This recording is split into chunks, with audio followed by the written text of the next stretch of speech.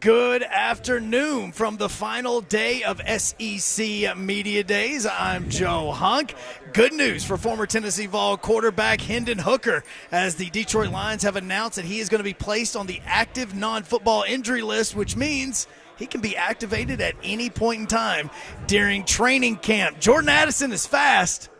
Apparently he's really fast because he just got cited for driving 140 miles per hour in a 55. Oh, no. Let me emphasize, he was cited and did not get arrested for driving 140 miles per hour in a 55. Have fun with that. For all your foundation repair and waterproofing needs, you need to visit USSTN.com. Breaking news at once on your home for the Vols flagship station for your Tennessee Titans and home to 3HL. This is 104.5 The Zone.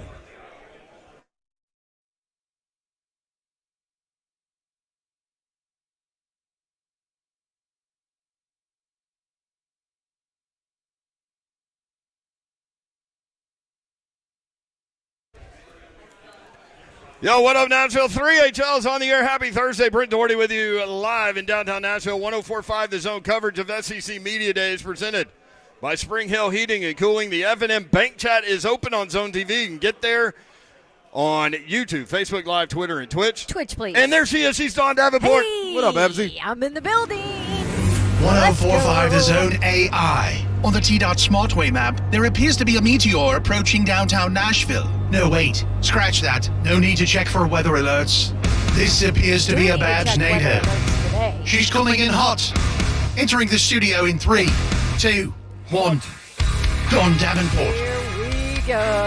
Last day of SEC Media Days. Last day for Babsy for a while, too. She's short timing it today. She'll be on assignment. Yep. For a minute. On a very important assignment. Yes, you better long assignment. I mean, you better blow through here today like Halley's Comet. I'm trying. Well, that's a. Remember that? Is it Haley? Haley's Comet, yeah. I don't know. Whatever it is, it is. Hey, Coach Hype's coming over. He's here. So Ron Slay's here, too. I'm in the building. I guess we'll do it later. Oh, we'll do it now. Oh. We'll do it live. This kind got no room. This kind got no room. No room. What up, Slay Dog? What's happening? I bet you're happy. I am, man. Hype train. What's up, baby? Josh Heupel sitting down at the table with us as we begin today's show. We're live, Coach. Baby. And let's get a mic check live on the air. Yep. Mic check 1. There 2, you 1, are. 2. What's up, big man? How are you? I'm doing great. Great to see y'all. Fun day today. Man, it's been awesome. As you wrap things up. Come on, let's go. 11-1 last year. 11-win season last year. Yeah. Right. Yeah. First time since 2001. There was another loss. Yeah. I'm trying to forget it too. Thank you. Yeah, 11-win season for the first time since 2001. How phenomenally fun and great was that? Great moments. I absolutely loved almost every piece of it. For our fans, our players, and to be honest, for me too. There's some moments that will be with me the rest of my life, and some of the greatest that I've experienced on a football field or just off of it. At the same time, a lot of goals that we didn't accomplish, and there's a lot left out there. It's been fun getting back. Since January when we got back, our guys they've been about the right things. They've competed, and looking forward to 23, this journey with them. I know Slay and I had a lot of fun with the Tennessee Takeover on the SEC Network, and that Alabama-Tennessee game was on at 8 o'clock. Watched it again. And I've watched it multiple times since then. And, man, what a moment, though, to just bring everybody together, to have such a dramatic ending and decisions at the end that were made between players and coaches and just led to such one of the best moments in Tennessee football history, honestly. Yeah, there's the back and forth of the game. There's ups, downs. There's the finish, the kick. But there's so much that goes into it, the years before that didn't go the right way. Yeah. And so it's just, I've been a part of that a little bit as a player. When you bring something back that's as big and powerful, and this is bigger and powerful than anything I've ever been a part of, and I'm talking about Vol Nation. It's just one of those rare and unique opportunities. That's one of those moments, I'm talking about me walking off the field. I remember the game too, but walking off the field through the fans, that's something that I'll cherish forever. But those opportunities are rare and unique to experience something like that, and it was fun. Your third SEC Media Days, how has the message changed? Man, how fast it's gone. 2 years. What? Some ways it feels like a decade. In other ways it feels like it was yesterday. It's unbelievable. I said it when I was on stage earlier today. When I got up here the first year, so much uncertainty, so much negativity, what you can and can't accomplish. We're at 65 players heading into it. Most people had 90, 95. The NCAA stuff, like so much. And our players didn't listen to the outside noise. Our staff didn't either. We worked, we competed, we became connected, accountable to one another, and built a culture, had some success. Great journey there. I said it on stage too, that 21 and 22 class will be revered and remembered in a completely different way than anybody I really believe that came before them and after them. Not better or worse, just in a completely different way. They laid a legacy, a foundation, the cornerstones to the future of Tennessee football in some ways. I'm not sure that it had been down like that before ever, and man, to resurrect it as quickly as they did. Really unique lineage and history that they left on this program. But now you have proof of who you are, what the culture is, what the product's going to look like on the field, the trajectory of the program over 2 years, not just where we are, but where we're going. Man, players can feel it, staff can feel it, they believe in it. Outside expectations are higher, not higher than what we have inside the building, but higher. It changes the game in recruiting. Yep. It's an awesome time to be a Vol. I'm not sure it's ever been this exciting. You can sell it, that's for sure. Tennessee football coach Josh Heupel with us on 3HL. I know, obviously, Hendon Hooker was a very important part of that. Yeah, we're not where we are without him. Yeah. So, and now as you turn the page, obviously, judging by your representatives here at SEC Media Day, you feel good about your leadership there. Hit me on those guys. I feel great about the 3 guys we came. Yeah. And I'm disappointed I don't get to bring about another 12 guys with me. Really? We got great. We really do. We got guys that care, that are willing to lead, that are willing to step out and have a voice. They're going to coach the guys around them on and off the field. They're going to do that in a really positive way. I love being in that building, man. Like, we don't deal – they're 18 to 22, right? But, man, we don't deal with many issues. They do what they're supposed to. Classroom, like, my God, I don't know. Our GPA looks like Stanford maybe or something like that. And I said, in a positive way, but, like, they're doing a really good job of being consistent. And so it's fun to be here. I believe in the 3 guys that came here. Let's start with Joe, a guy that you guys got a chance to see at the end of the year. You saw him in mop-up duty. Everybody in our program, players and coaches, believed he was going to play at a really high level when he got his next opportunity, and he did. And it's not because he changed something that week or the month before. It's because of what he had done consistently since the last time everybody had seen him. And somebody asked me, how's he changed this offseason as far as, really starting to take ownership. Man, he really hasn't changed his habits, what he's doing, his leadership. He's continued on the journey and the path and the road that he was on before he got his next opportunity, and that's why you take advantage of it the way that he did. Jacob Warren, guy that's going to be a great player for us this fall. Our tight ends, the pace that we play, those guys typically play about 50% of the snaps. He's stronger, more athletic, better leader. He represents everything that's good about UT football. It's awesome to have him back and have him here with us. Amari Thomas, 4th-year guy, bleeds orange. Family came over from Memphis today to see him here. It's an awesome opportunity for them, and got to be a really proud moment. A guy that's one of our strongest leaders on the defensive side of the football, consistent in what he does, and played at a really consistent level last year. Has continued to change his body. Expect him to have a great year. How much better is that side of the ball already? Well, we're going to find out when we get to kickoff, right? We took big strides a year ago, excuse me, in being able to defend the run, and that was the first step that we had to take. I'm going to rewind 2 years ago, 65 scholarships, 35 guys in the transfer portal. Not all of them, a lot of them were on that side of the football. The 35 guys were, by recruiting services, probably 35 of the best players on our roster. We've added depth. That helped us a year ago make that jump defensively, in particular in run game, 0 negative yard plays, turnovers, which we were in the top 2 in both of those categories. Excuse me. And this year we got to get better at defending the pass. Everybody knows that. That happens we've added depth. That's in the secondary. Part of pass defense is applying pressure to the quarterback too. We've done that on the defensive line. We have to stay healthy in the secondary. We were banged up in spring ball, training camp, and during the season. We have to stay healthy. They have to grow. They have to make mistakes. They got to learn from it before we get to the live situations on game day. Yeah. And then, for us, we got to apply pressure with the front 4. And, I like the steps that we've made fundamentally, technically up there. I feel like we will make another jump. We got great leadership, Coach Banks, that defensive staff. I love what we're doing, the versatility, 3 down, 4 down, pressure packages, drop 8.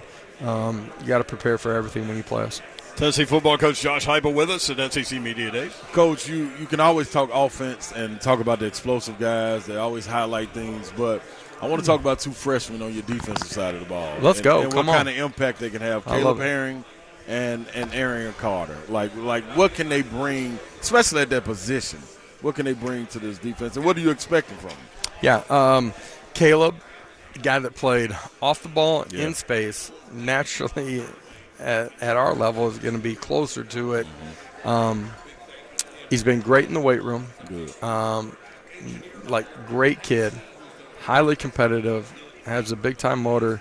Most surprising to me, more physical than I anticipated in making the transition to college football. He will play with great pad level. He will stick his face right on you, and highly, highly, highly competitive. He's got to stay healthy. Back third of spring ball, a little bit of Nick. He's been working through that all summer. I feel like we'll get to training camp. He'll be a good spot, and want him to push and compete and play for us in the fall. The second one was Arian Carter, right? Yes, Okay. indeed. Yeah. I see that smile. I like him. You see my smile too, don't you? Man, unbelievable kid. Yeah. One of the most mature guys I've ever come across. Our conversations when we first started recruiting, I was like, man, that's a Tennessee Vol right there. Smart, competitive, work ethic, and going to be an unbelievable leader inside of our locker room. Really fluid athletically.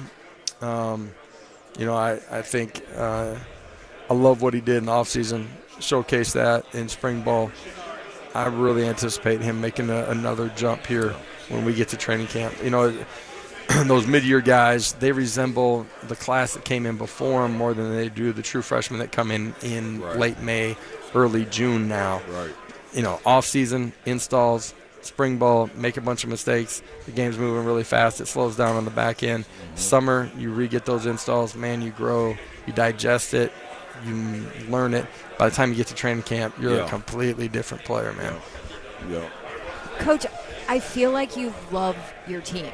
I know that's a weird comment. It's coming across that but way. do you know what I mean? No, you're like cool and chill. No, I just feel it in hearing from you, and I don't feel that from every coach. Do you know what I mean? I don't know what you mean other than I know what you mean when you're talking about me, man. Yeah, go I ahead. do. I love our team. I love seeing them every day.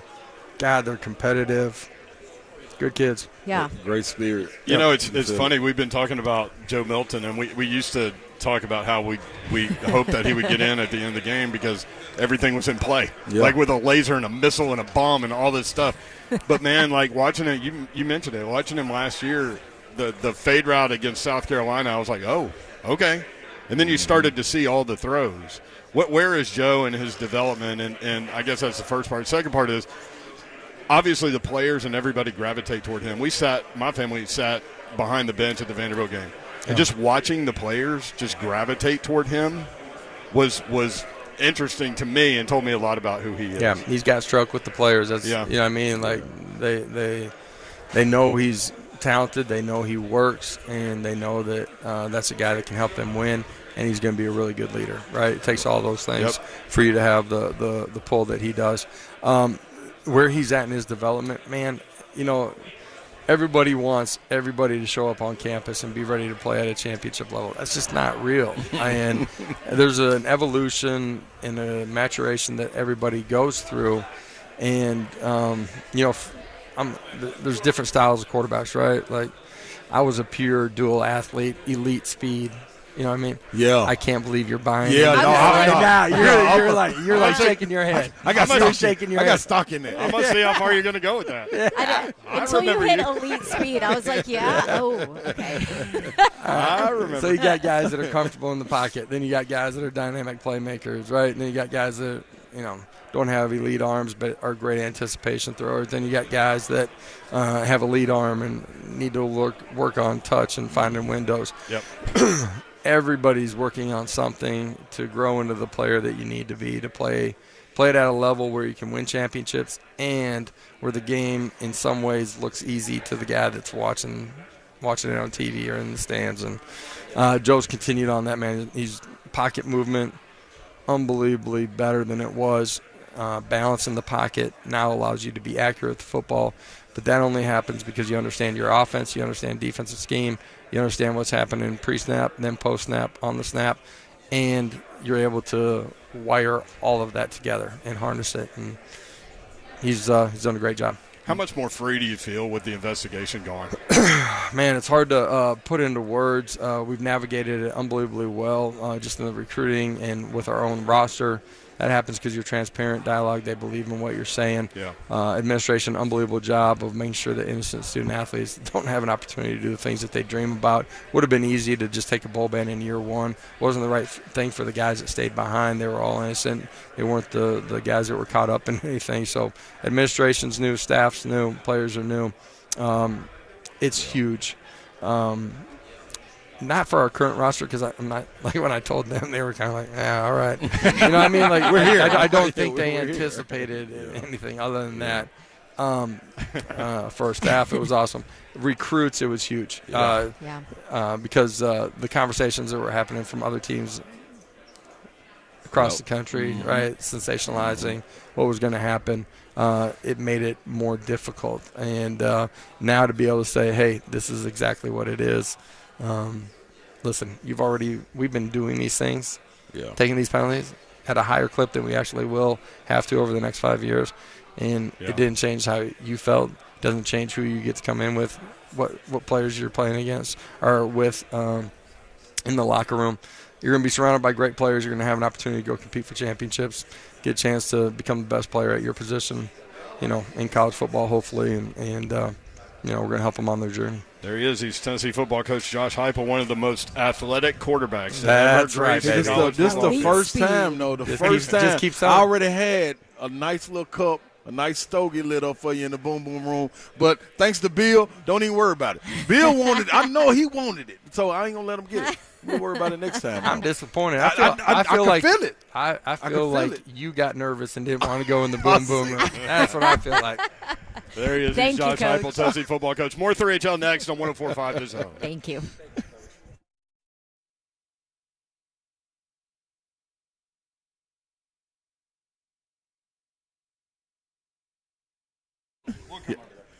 What's happening, people? Ron Slay here, man. Superbook, let's dive into it. You got to go and download the app first and foremost. If you don't download the app, you can't get a part of the parlay. It's only right that you do it, and it's real easy to do. You go to superbook.com or go to your app and download the Superbook Sports app. Enter the promo code SLAY, and guess what?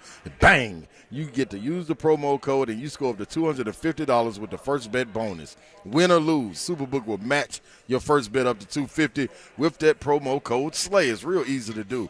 Now, you got a lot of things coming up. You got college football. You got NFL around the corner. UFC happening August 5th. Real easy to get involved in that. I'll be down there sitting ringside, man, so you know I'm going to make my bets, and that's real simple. So Why not have the most trusted name in Vegas handling all of your bets right here live in Tennessee?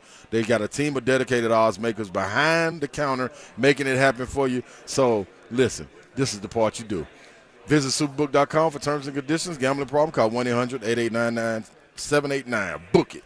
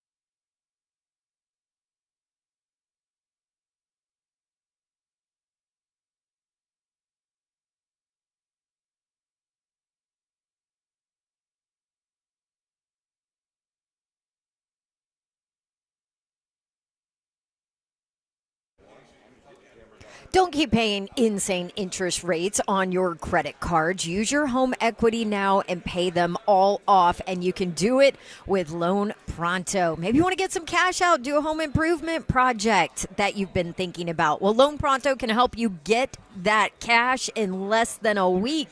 Loan Pronto's Equity Express line of credit just got faster. Get $50,000, $100,000, even more out. And the best part is you don't even have to touch your primary mortgage. Keep your 3% rate intact. I did it with Loan Pronto. They're awesome to work with. If you have any questions, go to loanpronto.com. Stop paying those insane interest rates on their credit cards and let Loan Pronto help you. The even faster Equity Express line of credit, 615-499-5780. Loanpronto.com at 615-499-5780. Loan Pronto, equal housing lender, NMLS 1661781, subject to lender approval.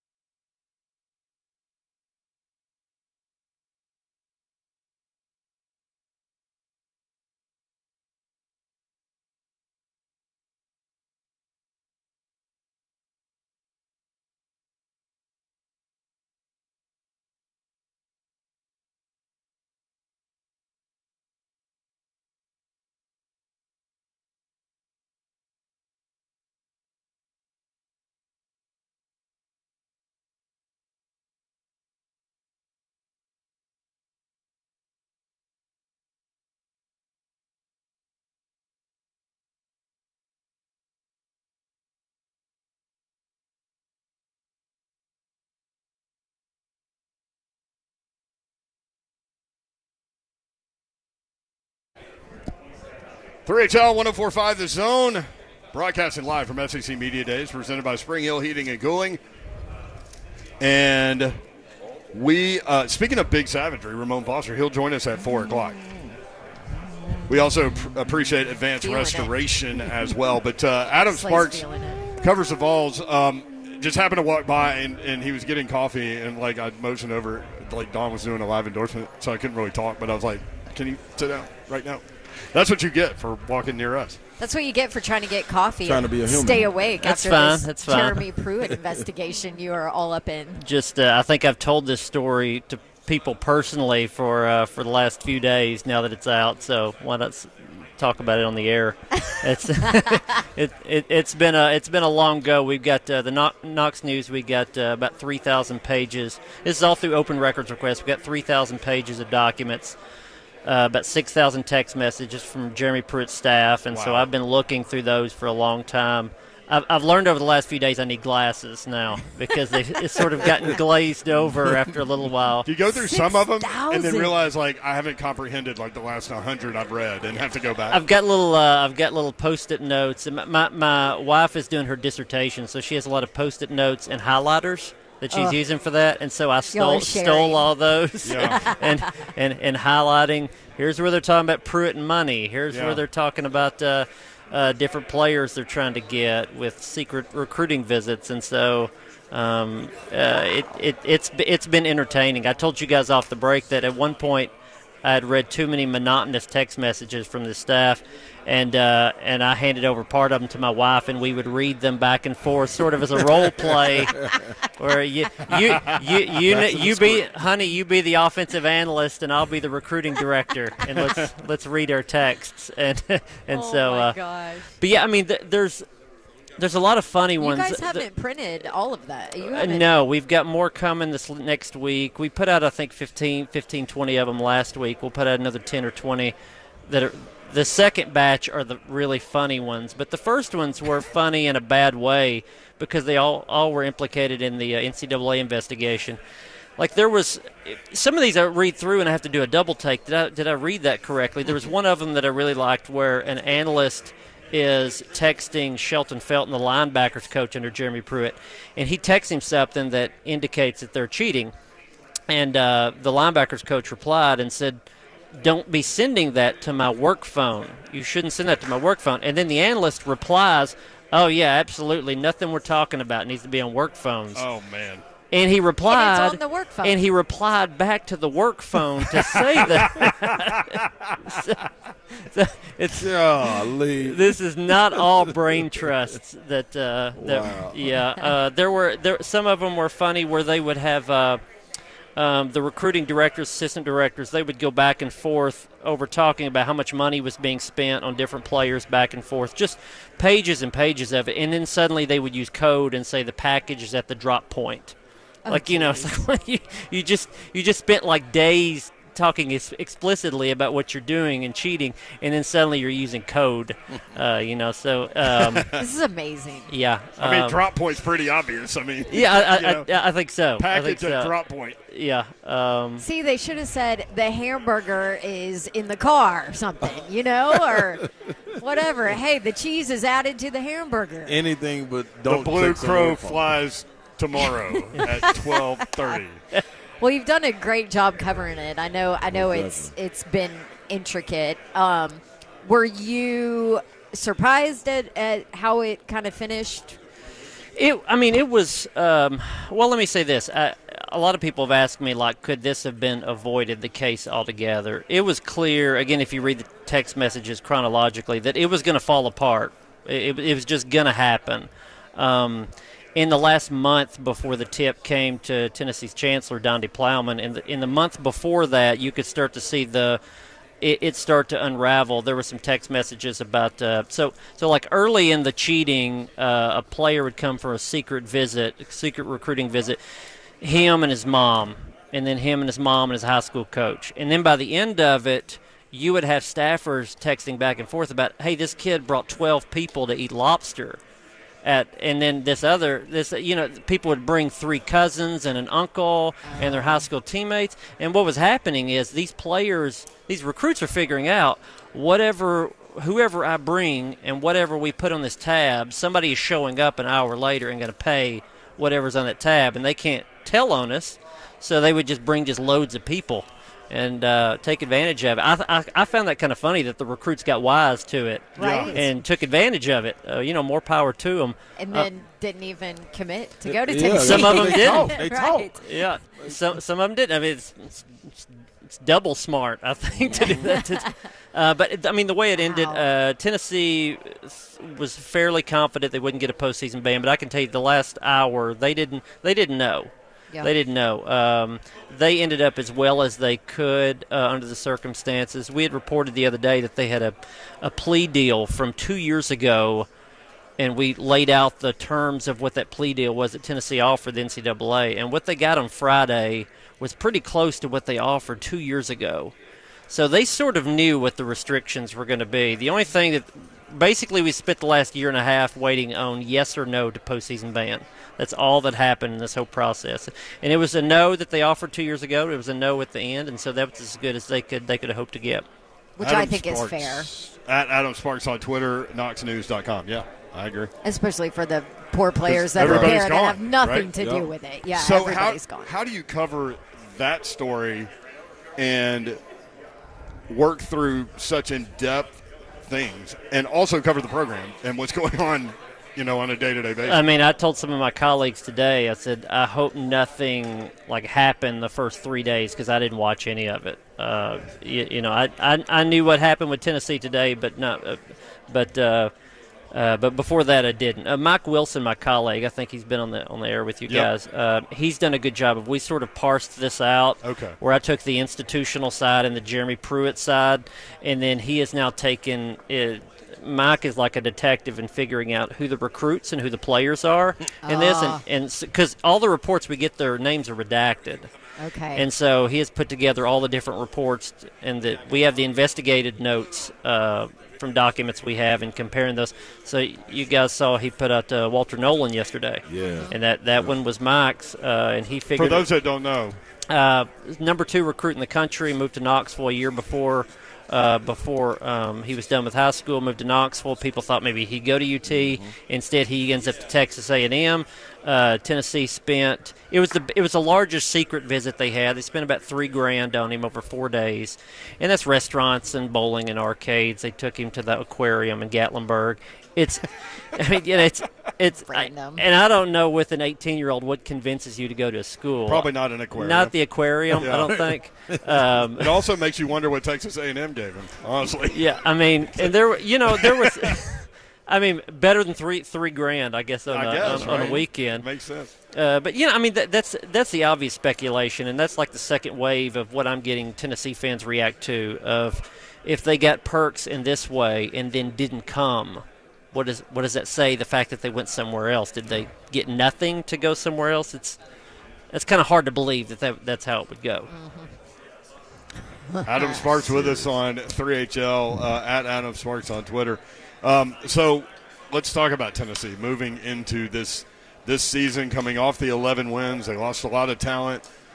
What do you think about them moving into 2023? Well, I mean, do I think they'll be as good as last year? No. Will they be better than 2 years ago? Yes. I think they're somewhere in between those two. I mean, a lot of it goes to Joe Milton. It's funny, if Hendon Hooker doesn't get injured, we don't know really what to expect of Joe Milton. The questions today would have been completely different. Yeah. If Joe Milton doesn't play those last 2 games, Vanderbilt and especially Clemson in the Orange Bowl, the questions today are, you can throw the ball a long ways, but can you be the starter? Do you think you're going to hold on to the job?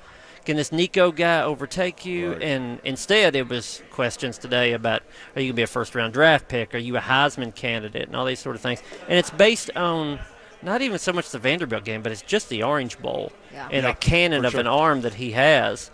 And if Joe Milton can play 80% of what Hendon Hooker did, and the big part of that is if he can just not turn the ball over, then you got a team that can win 8, 9, 10 games. And I think they're probably somewhere in there. I would I'd pick Georgia to beat them. I'd pick Alabama to beat them, and maybe you stick one other one in there. I think if this is a 9-3 team, I think most people should be pretty happy with it. You also, yeah, go ahead. I was just on the Joe Milton part. You also wonder maybe he's not as confident as he is if he didn't get that chance. Absolutely. You know, Yeah. because I feel like it was I mean, you know, he's throwing balls out of the stadium and end zone just because he can, and I just feel like it's a completely different demeanor, probably because he got that chance and felt the growth. I think if he doesn't have especially the Orange Bowl game, the arm strength is a gimmick. Yeah, it's sort of a hey, look how far I can. It's a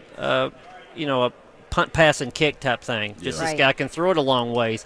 If you look back at the Orange Bowl, though, I remember the first touchdown pass I think he had to Brew McCoy, where he was waiting for a window to open up in the middle of the field. And it was timing, and it was intermediate, and it was showing his arm strength in a way that isn't throwing the ball 80 yards. And so we saw in that sort of moment that, okay, he can do this.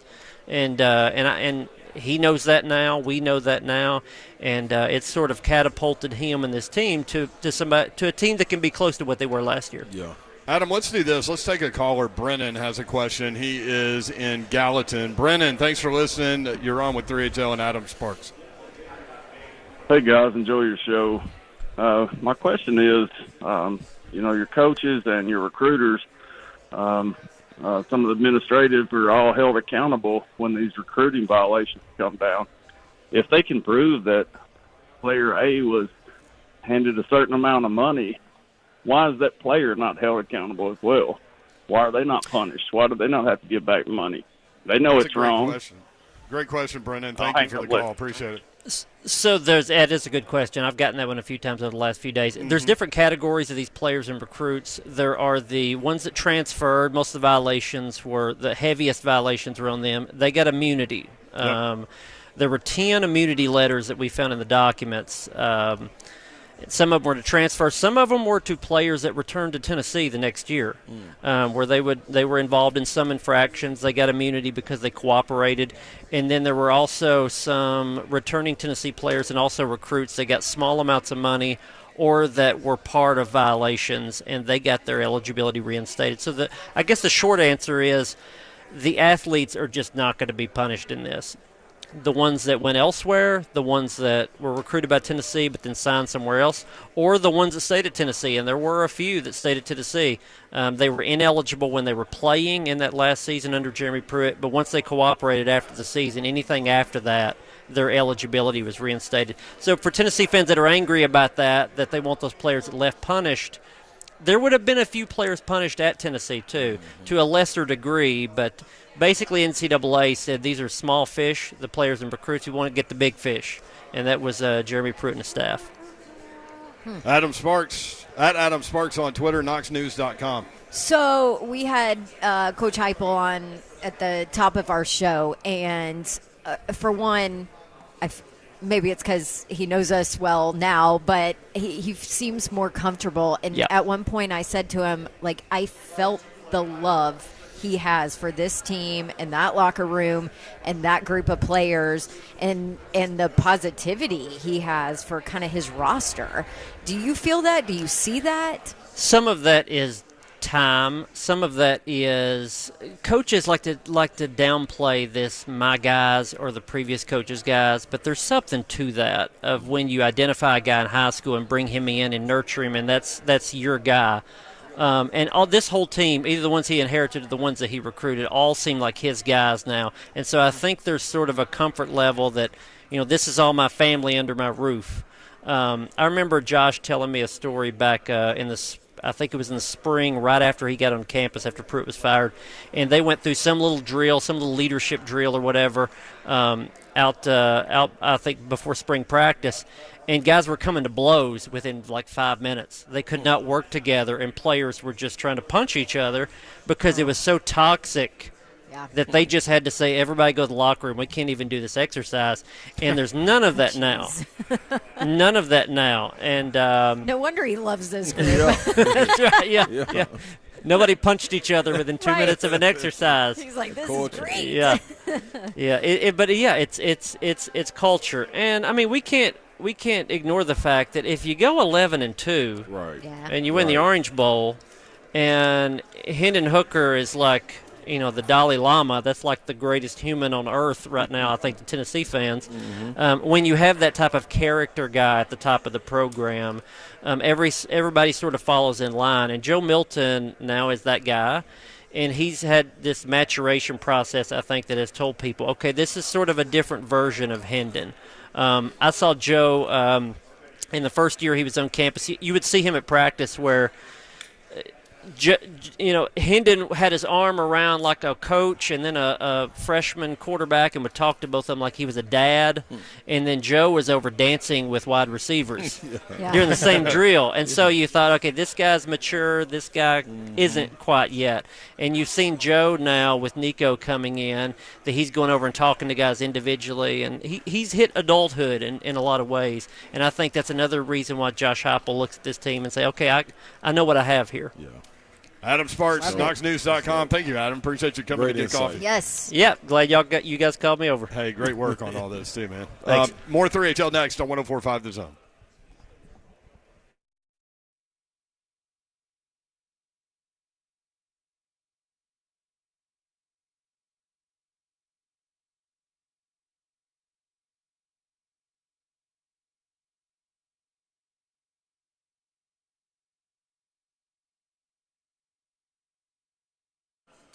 What's happening, good people? I got to give you a little bit of advice that you should know when you need honest, dependable, and affordable when it comes to your chimney and your service, your repairs, your restorations, whatever it may be concerning your chimney. Listen, you got to dial into them.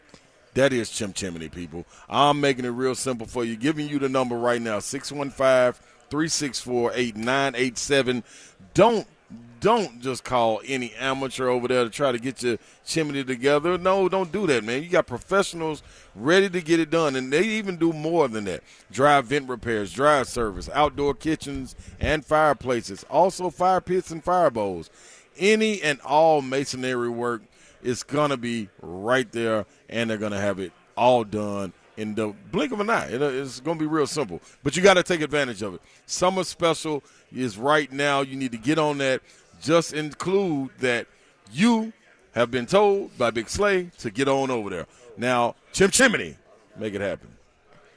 Well, the Ford F-150 has been the best-selling truck for 46 years. Guess what? Two Rivers Ford has been the leading F-150 Ford dealer in our community for 40 years. Two Rivers Ford has a huge selection of F-150s on the lot right now, and they are all priced below MSRP. Two Rivers Ford always sells for the best price. Their trucks clearly marked. There's no gimmicks, no shenanigans, an honest deal, and a speedy process. And you've heard me say Two Rivers Ford has non-commissioned salespeople. You are never going to be pressured. They are simply the best out at Two Rivers Ford. And there's a reason that Two Rivers has been the best in the business since 1983. So if you're in the market for a car, a truck, an F-150, you definitely need to call, click, or go see my friends at Two Rivers Ford in Mount Juliet. It's just 7 miles east of the airport. Two Rivers Ford, powered by Ford, driven by people.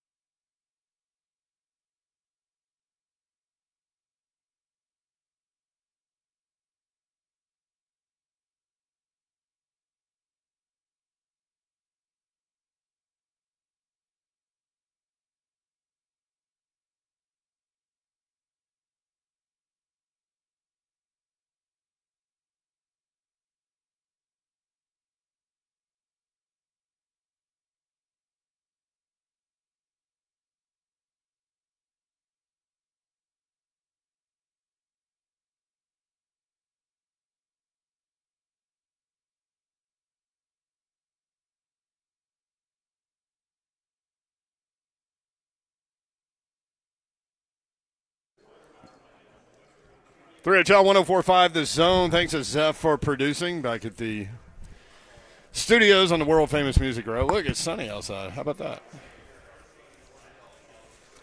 There's a gigantic crane, like right in the – it's like framed up in the window at the end of the hall.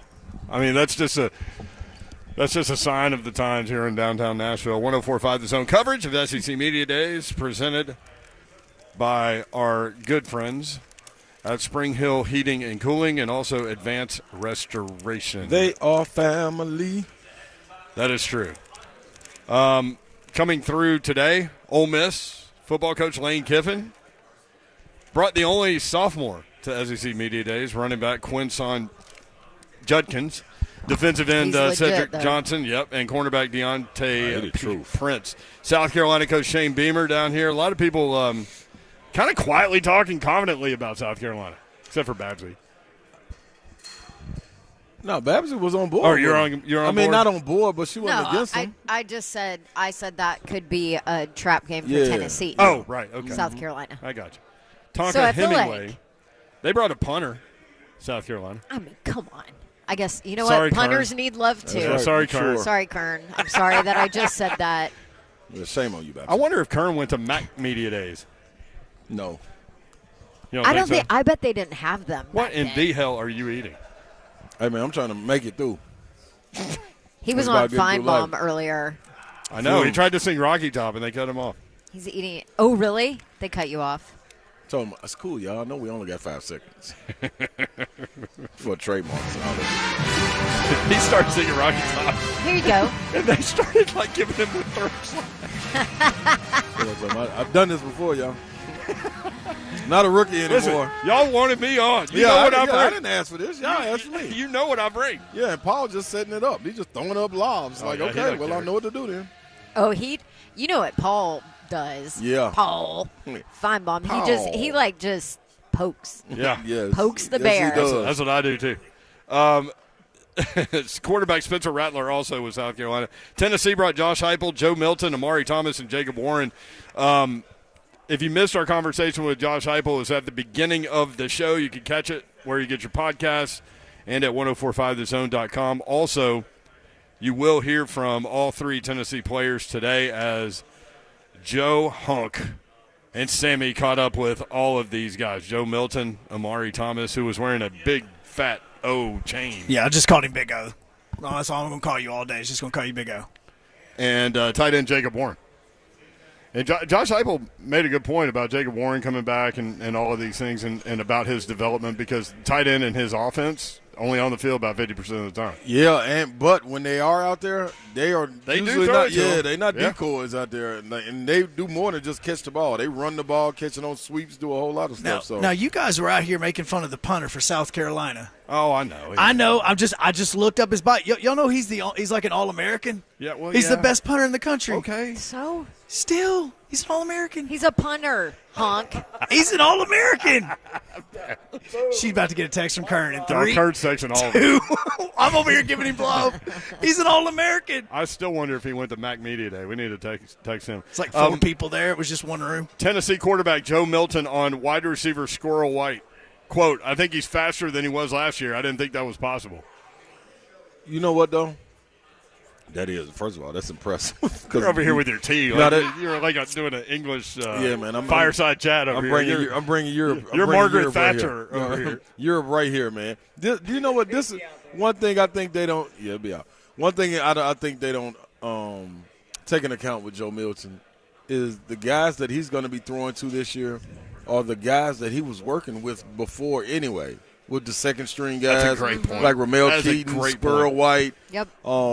Even Brew McCoy. When Brew McCoy was trying to work his way in, that's who he was taking his reps with. So that's outside of Dante Thornton, Jacob Warren, that's his tight end. These are his guys. So for them not to have success together would be shocking. Because you look back at the beginning of the season with him and Squirrel, it was like wasn't nobody else on the field with them two. Yeah, that's he was true. throwing to him every single time. That's a great point. It's going to be interesting, man. Milton on the hype about him this offseason and Tennessee going into 2023. Quote, it's all just words until we go out there and do it.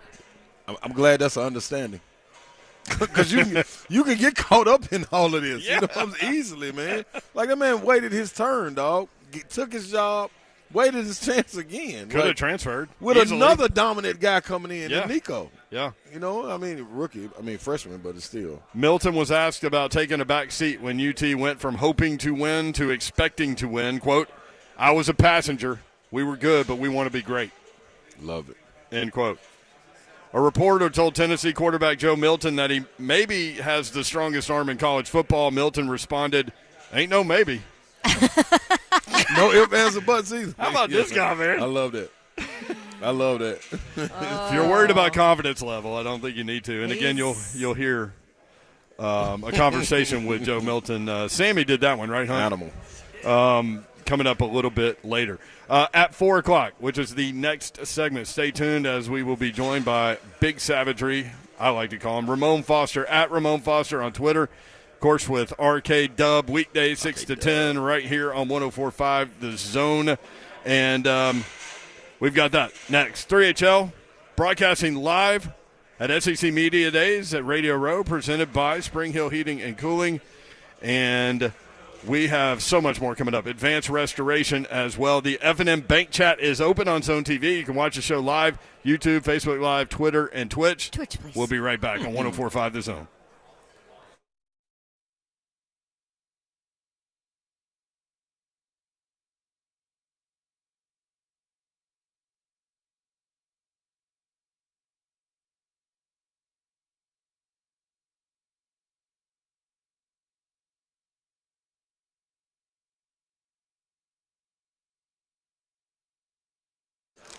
What's happening, people? What's happening, people? Ron Slay here, man. Holistic stem cell therapy. I got to inform you exactly what's going on because I'm diving into this. I would love for you to dive into it with me.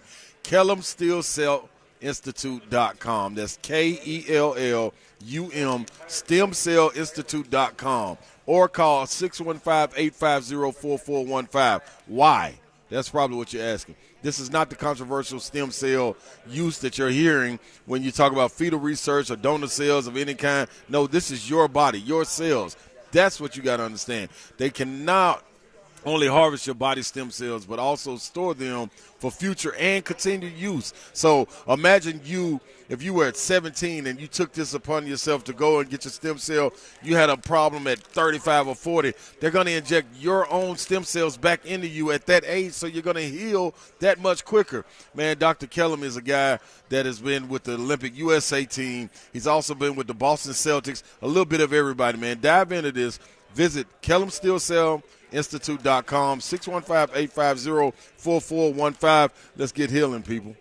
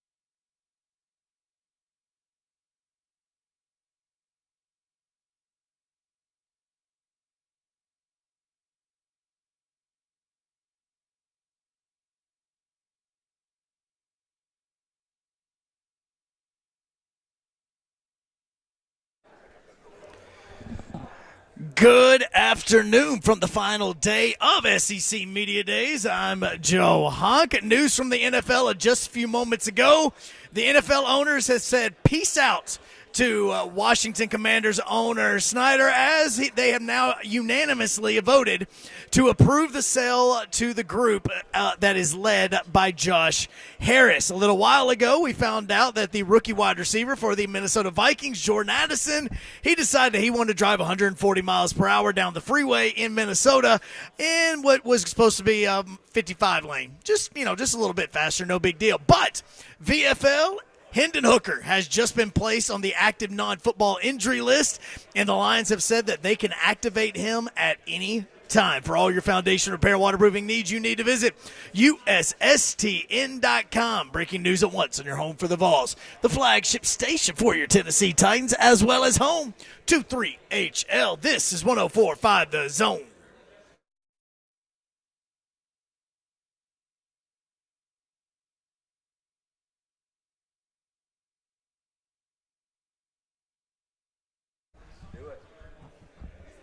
HL 104.5 The Zone, broadcasting live from SEC Media Days on Radio Row. We're quickly becoming the last radio station on Media Row, but that is where we are.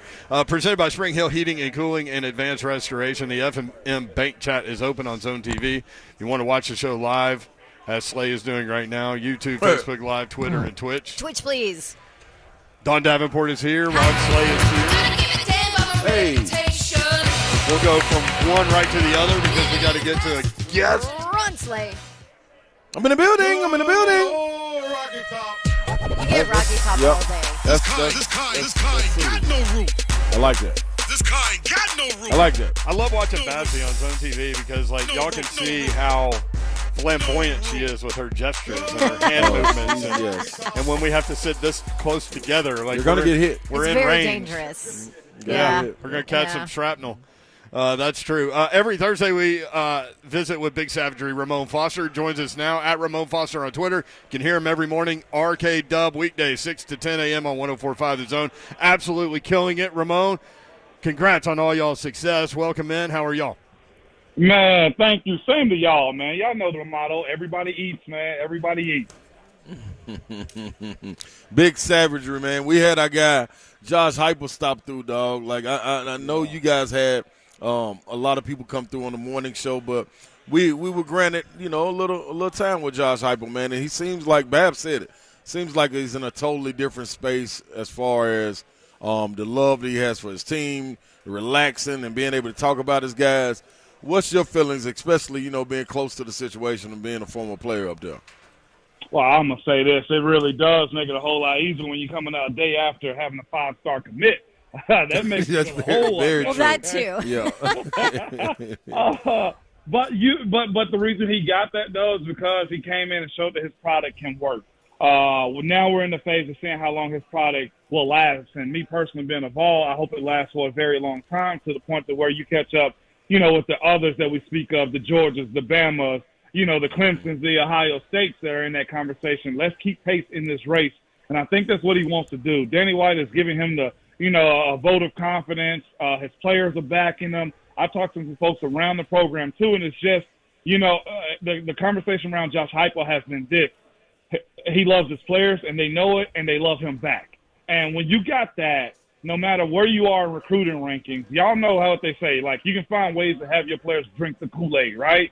And if he can do that in his system and get results on the field, man, the sky's the limit for this guy. And you also have to say this, Savage. I heard you on Paul Feinbaum a little bit. Is everybody's kind of been talking about Lane Kiffin. I think, you can come into a SEC Media Day talking about college football is bad if you don't have the backing or if you don't have the support or fan base that other teams do. I'll just throw Georgia out there, watching Texas, or I'll say anybody but Tennessee. LSU is another one. It's because your school becomes attractive. Tennessee has been and is one of the upper-class college football programs in Bazzi. Same for your school.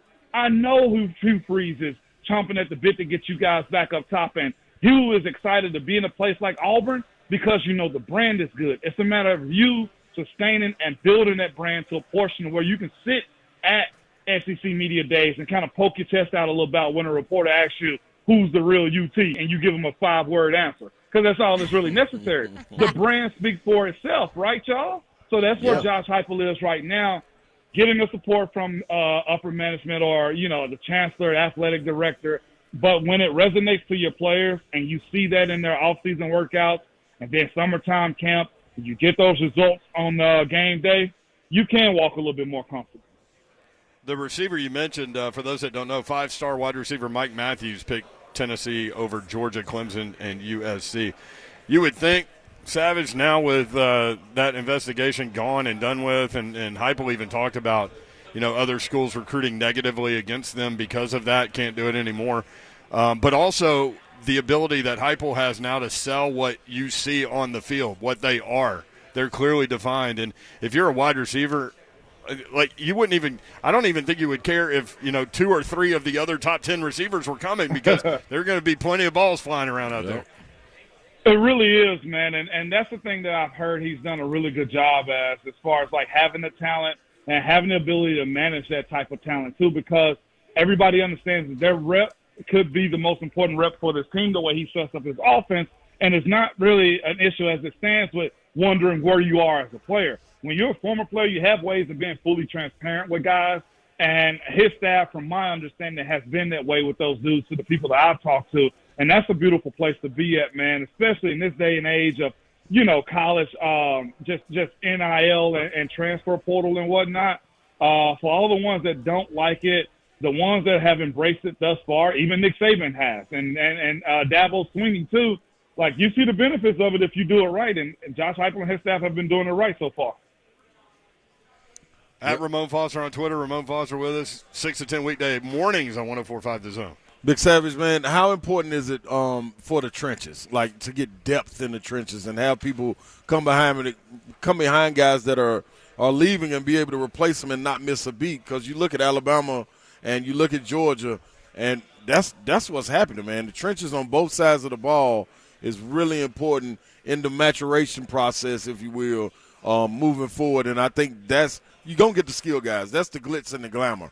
But to be able to attract the big dogs up front to control the trenches, how important is that? It's super important, man. It really is. We had Dave Hooker on our show this morning from Off the Hook Sports in Knoxville, and Will asked him about, man, how big is this for Mike Matthews? How close would this make Tennessee in competition in the SEC with the 5-star wide receiver? That's the same question, heck, I would have asked, right? You know what he said? It ain't even about him. He's like, you're going to get numerous amounts of them. You better get those bigs up front. And that's what matters in football. As pass-happy as the NFL is, high school football, and college. Heck, even my son's little league team is throwing the football around the field. Guess what? If you ain't got nobody up front to control the line of scrimmage on both sides of the ball, you really got nothing. And that's the beautiful part about what the SEC is, and that's something that USC and UCLA is going to have to learn about going to the Big Ten. If y'all ain't got no big boys up front to control the line of scrimmage, then your team really is at a real stop hold when it comes to you moving forward into that top tier of college football. So I'm excited to see them get those big boys and everything right now.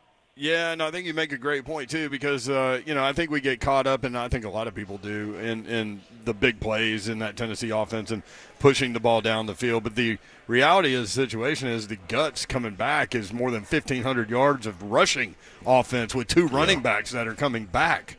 So that is a key factor as well. And you keep thinking, like, if Heupel gets that one stud running back that's like a home run threat, then that offense takes another leap. You know what, Mayor?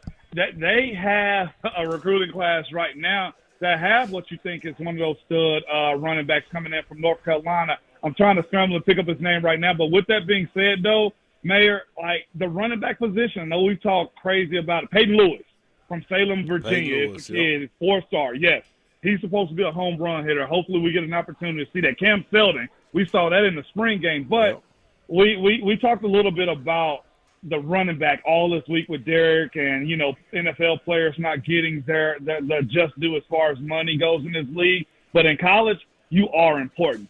You are a guy that can change the tempo of your entire team. We saw Bijan Robinson be able to do those. Heck, we saw Derrick Henry do that in college a little bit, right? So having that home run hitter and a solid offensive line goes way further than any other thing. I feel like in all sports. I mean, at all sports level when you're talking about football. Now, let's shift a little bit. The Titans bringing in a guy, George Fant, coming in on Saturday. You know this guy. You played against him, kind of know his process and what he's going through. What's your thoughts on him and what they're bringing in and you running into him? I think it fits what the Titans has done in the past. I'll say this: his pass protection is one of those things that's been solid. He's been around the league for a while. He's been in numerous different systems. Also, and having the ability to block for Breece Hall last year, right, and to come down here and block for Derrick Henry, I think will fit right into what they want to do. This Titans team has an offensive line that is very athletic. He fits that mold too. He's a former college basketball player. But I ran into him at the airport, and he looks good. We talked a little bit about the Titans being involved with him. He said it on social media, and he's texted me too. I'm interested. But, of course, business is business when you guys look into what the Titans want out of him.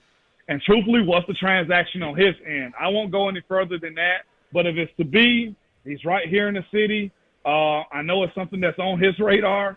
And it'll be interesting to see if they can get him signed before camp kicks off next week. Where do you think he's most comfortable? Left, right, doesn't matter? Because if you look at his numbers last year, they weren't great, but I know he was coming off an injury. Yeah. I would probably put him at right because Coach Matt kind of said this to us, and I feel like he said it with y'all too. Why move two players to, make one fit for her, So if MPF is out, what's that? No, I agree with you, and you don't even have to move one if you bring him in. You don't move anybody. You don't. And y'all know the beauty of this, too, is if he plays well enough and MPF comes back after the 6 games, you still have the position to say, MPF, work. Show us that you kind of want to have this spot back again. Not to say that MPF won't get it or he's not the known starter.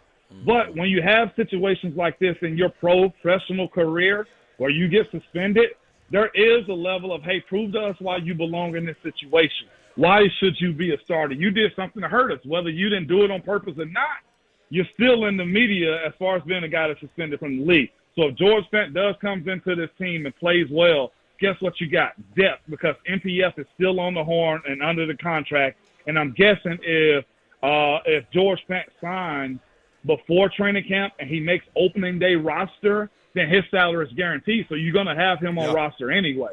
Yeah. Well, and then you have a rotational guy at the very least. So exactly. I'm curious. Yeah, I'm curious. Ramon Foster with us all your years with the Pittsburgh Steelers. Who was the toughest guy you had to block? Toughest guy I had to block? Oh, man. Me. Oh, my God. We'll lock it up whenever you're ready, Savage. You hear me? Toughest guy, it would probably be Geno Atkins out of Cincinnati because we saw each other 2 times. But the guy that I saw like maybe 3 times in my career is actually VFL, Malik Jackson, who just retired.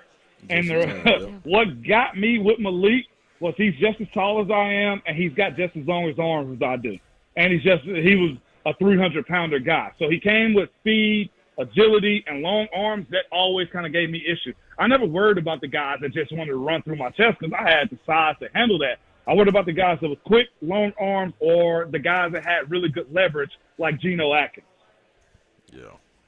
And I got to give credit where credit's due, too. Jarrell Casey. He was a headache until I figured him out a little bit, and he still was, man, because he was so freaking shifty and side to side, and you didn't know if he was going to bull rush you, he was going to long arm you, or he was going to go around you. So that was an opportunity where he got me, I think, the year before, and then it was the time we were playing the Titans almost like every year. And then I had to be like, no, I got to get him back. And I really dove into studying him. And I remember Munch ranking him, Mike Munchak, former Titan, Oiler also, a former Oiler and Titans coach. We really trying to break down how I'm going to block a guy like Jarrell Casey. So immense respect to him. He was in that conversation of shorter guy, works leverage all the time, and could get into your chest still. Big Savagery, Ramon Foster. You can catch him 6 to 10 weekday mornings on 104.5 The Zone. Always love the visits, man. Love listening to the show. Keep pounding away. Absolutely. Y'all enjoy. All right, there he is, at Ramon Foster on Twitter. When we come back, Greg Cosell, we're going to break down some of these elite running backs that are feeling disrespected, and we'll go with what the tape shows of them. Also, I talked to Greg earlier today. He has working knowledge of George Fant, so we'll get his take on George Fant. Yeah. And then DeAndre Hopkins, obviously, signing with the Titans. We'll dive back into that topic as well. Greg Cosell from NFL Films next. Don't want to miss it on 104.5 The Zone.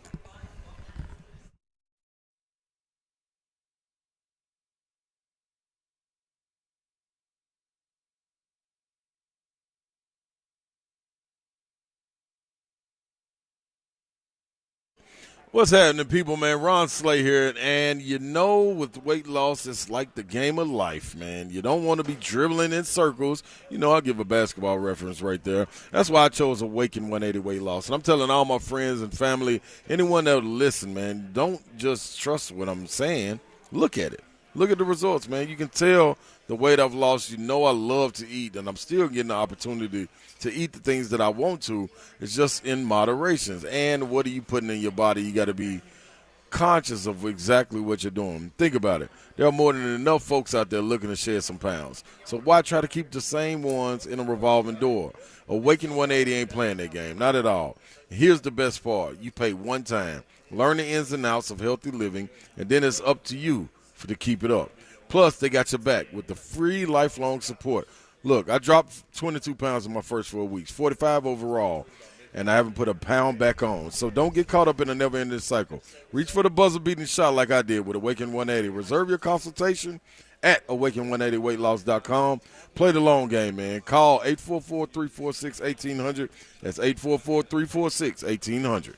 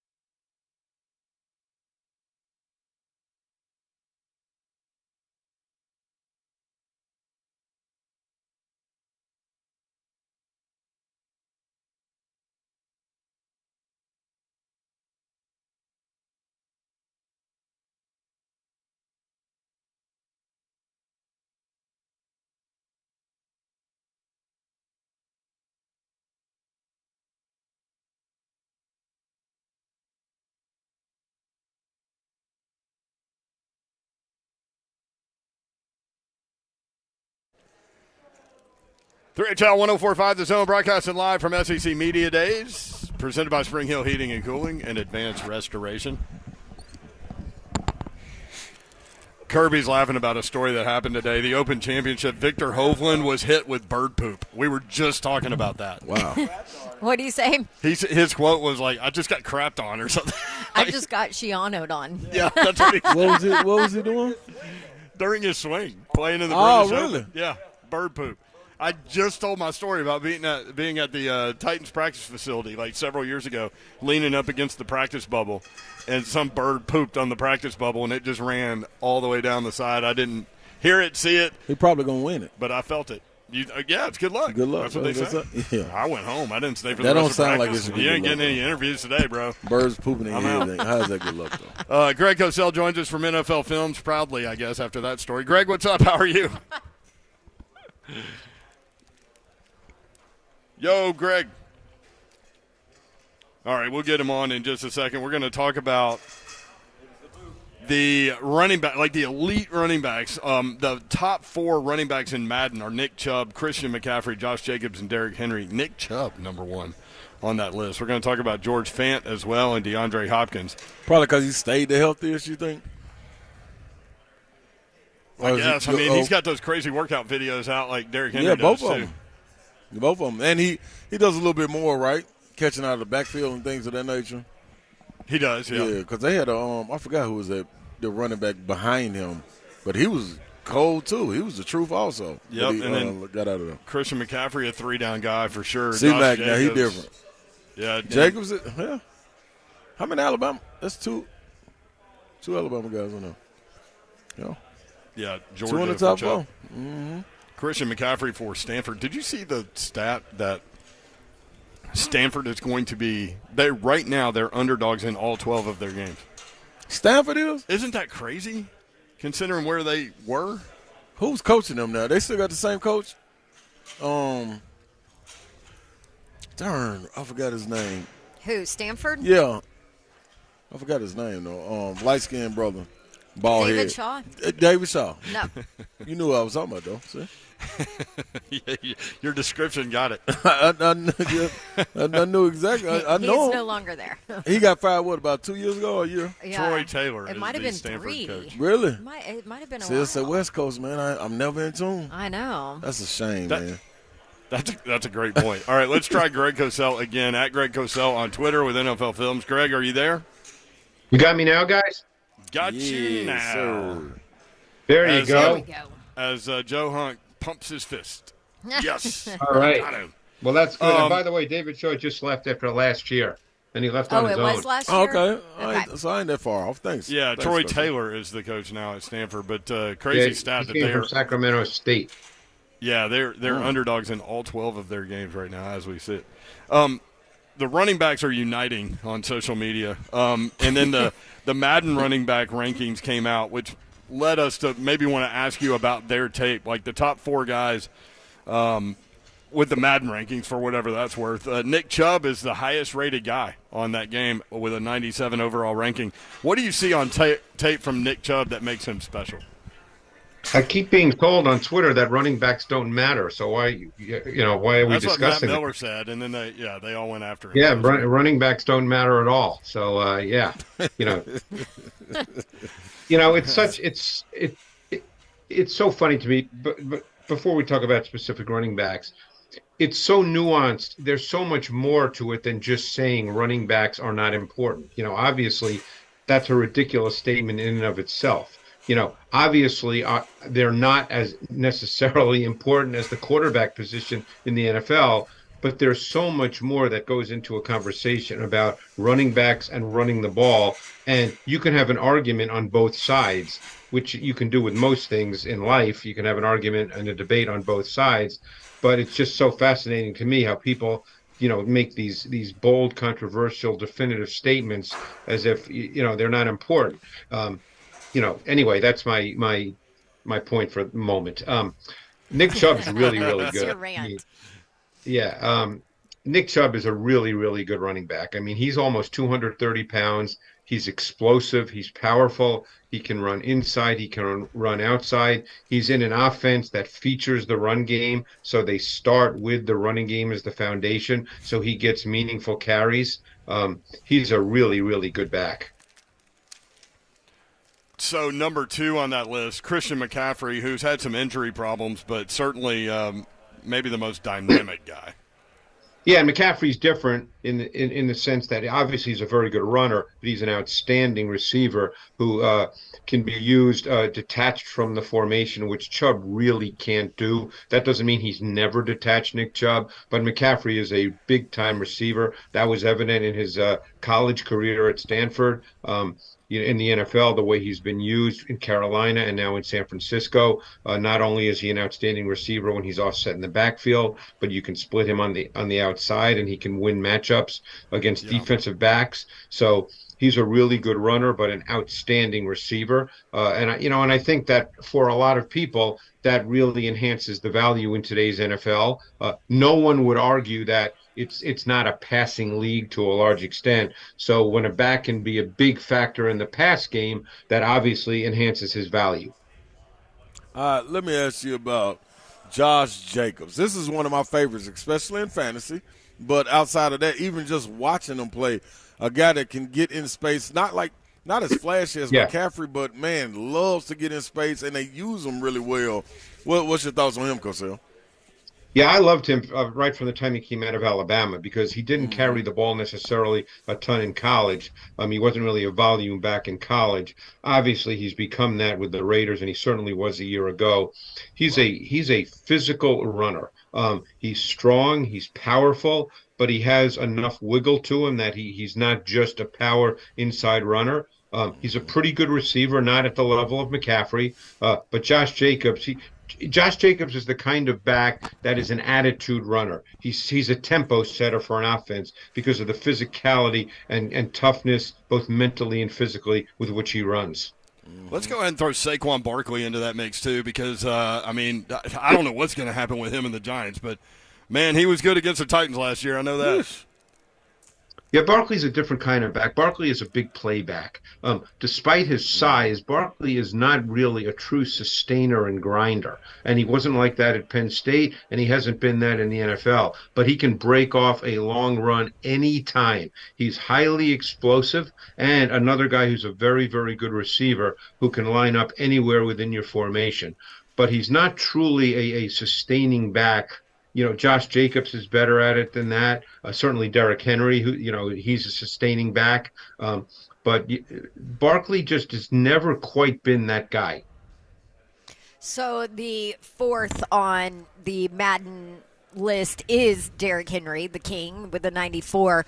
And I know pass catching has been a focus of his really in the offseason for like the last 2 years. But go ahead and hit him. Yeah, well, Derrick Henry is your, definitive foundation back, the kind of back that you start an offense with. He's that guy. He's never going to be a big-time receiver. They've tried. He's not going to be Barkley or McCaffrey in terms of splitting them out wide and being a true factor in the pass game. Catching screens does not make a guy a big-time receiver. Pretty much any back can catch screens. But as a runner, he is dominant. And the interesting thing about Henry is we know he's close to 250 pounds, but his sustaining ability doesn't come from the fact that he runs over people. You rarely see him do that. He's just the kind of back that he just has this ability, and it's kind of odd watching him that when it's blocked for 3, all of a sudden he seems like he got 9. And you don't know quite how he did it, but it happens all the time. So normally you think of guys that big as being power backs that kind of run over people and through people. He's done that on occasion, but that's not the way he gains his extra yards. But he's a true foundation back, and he's been that with Tennessee. Since his third year maybe is when it all started to come together, and he became that guy. And, he's been a dominant runner in this league. That's an interesting point about him not really running people over. That also, that part of his technique allows him to not take the big hit. Yep. You don't see him really get get laid out for a guy who, I mean, obviously he's an inside runner, but he also runs outside. They run toss with him, pin pull concepts. They do run him outside, but he predominantly runs inside. You're right, and he rarely takes those shots where you go, wow, he just got hit hard. It just doesn't happen. He's got, that's probably a feel and an instinct and a knack that he just has that you can't really quantify. But you're right, he rarely takes big shots. Greg Cosell with us from NFL Films at Greg Cosell on Twitter. Greg, I know you don't talk and speak in hypotheticals, and don't even think in them. But work with me on this one right here, man. This sounds like a Don question to Coach Mack. Yeah, this I learned how to set it up without getting banished. So, Coach, I know, but do you watching film? Do you think Derrick Henry style could be conducive to any other teams in the league? Because I'm not sure you can find that type of success with a guy like him. Yeah, I mean, it depends. Now you start getting into philosophy, approach of an offense. Derrick Henry, I remember speaking to a coach on the Alabama staff when Henry may have just finished his first year in the league with Tennessee. And at that point, he was, kind of used as a complimentary player, and people were uncertain as to what he could become. And I remember this coach telling me, who was an offensive coach on their staff, that he absolutely could be a feature back. So it just depends, Slay, on what kind of offense you want to run. If you want to run an offense where the pass game is the defining feature and you're in the shotgun all the time and the back is not really foundational to your approach, look, everybody has to run the ball, obviously, but there's different ways to run it, and there's different percentages that teams run the ball. But if you're an offense and you decide that, hey, we want to start our offense with a run game, okay, then Derrick Henry fits what you want to do. He could fit any team if they want to take that approach. Many will argue that approach does not work in the NFL the way it did years and years ago. That's always open for debate. Like I said, there's two sides to that conversation about backs. We've talked about this with Tennessee. In 2019, Derrick Henry was the foundation of their offense. They averaged over 30 points a game, and they made it to the AFC Championship game. That's pretty good. So, there's many ways to play in the NFL. There's many ways to win. But at some point, you do need to run the ball. It's just how you choose to do it and the philosophy behind it. And guess what? If you don't have an offensive line intact, then you ain't going to do any of it. Yeah, I mean, obviously that's a big – because Tennessee, if you look at their roster, their defense is solid, should be pretty good. Okay, we're not going to sit here now and say top 3, top 5. We don't know any of that right now, but they've got pretty good players. It should be a solid defense. Say what you want about Tannehill. If he's healthy, he's a professional quarterback. You can line up and play with Ryan Tannehill and win games. They still have Derrick Henry. Now that they have Hopkins, their receiving core is going to be meaningfully better. They're certainly expecting improvement from Chig and from Treylon Burks. So let's assume there's, meaningful improvement. It's all on the O-line right now. That's the major issue because it was really, really bad last year. And no matter what you have at other positions, if your O-line is bad, it's tough to be consistent on a week-to-week basis.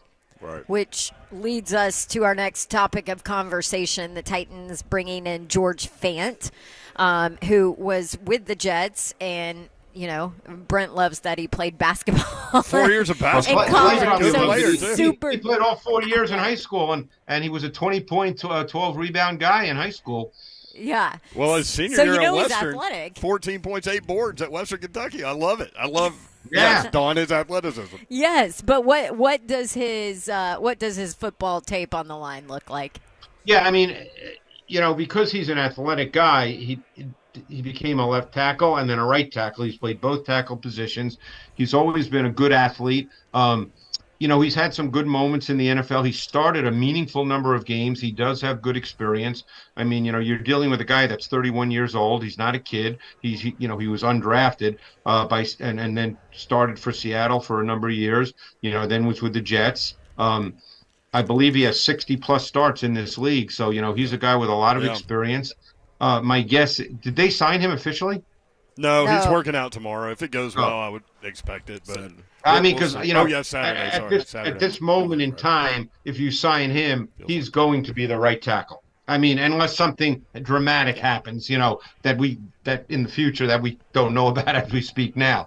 But if they sign him, barring anything unforeseen, unless he's totally finished as a player, in which case they wouldn't sign him. But if they sign him, I would think he's going to line up with the first unit at right tackle. Greg Cosell with us from NFL Films, at Greg Cosell on Twitter. All right. We talked about this for about 4 weeks now. It's almost Maybe official. 5. Hey, I'm going to be down there, too. I'm coming down for a couple of days. Oh, are you? Yay! There we go. Yeah, I'm going to come down for training camp for a couple of days in August, yeah. Buck will probably I think steal you. I think the last 2 practices before they hit the road and start doing those practices with other teams. Perfect. Mm-hmm. Tell us about real quick. Reiterate what you think of DeAndre Hopkins and what he can mean to this group that he's going to be with. Oh, well, yeah, I mean, DeAndre Hopkins is a professional receiver. You can line him up inside. You can line him up outside. He's really, really good in the short to intermediate areas. He's phenomenal against zone. He knows how to find voids and openings in zone coverage. I mean, he's a really good pickup. Keep in mind, with a bad quarterback situation a year ago in Arizona, he missed 6 games. He still caught over 70 balls. I mean, this guy is a productive, high-level NFL receiver, and there's no reason to believe he still can't perform at a high level. He's just people just have to understand he's not a burner. I hope they don't expect him to be running by corners. He's never quite been that guy. That's not who he is, but he's still a high-level NFL receiver. Yeah, combat catcher. I'm the interesting thing to me is that receiver room without him. You were asking rotational guy to be like an every down guy. Now that enables other guys like Nick Westbrook-Akine, for example, to be more of what they are. I know he doesn't want to hear me say that, but more into that rotational role. Signing him has to help the entire group, right? Well, of course it does. And don't forget, Treylon Burks, and we don't know, he's going into his second year. There's a lot of receivers going back through the history of the league that have really come on in their second year after, tough first years, because sometimes it can be hard. I mean, obviously there's first year guys who come in and play extremely well. We know that. But some guys, it takes time. So this is a big year for Burks, but he's a talented guy. So, let's hope that he develops. And then the receiving core is really not that bad at all. Love that. What does he do for Ryan Tannehill? Who, Hopkins? Yeah, and just the combination of Hopkins Hopkins and is all a guy that. that And then makes it better. Maybe add Chin to that mix too. Yeah.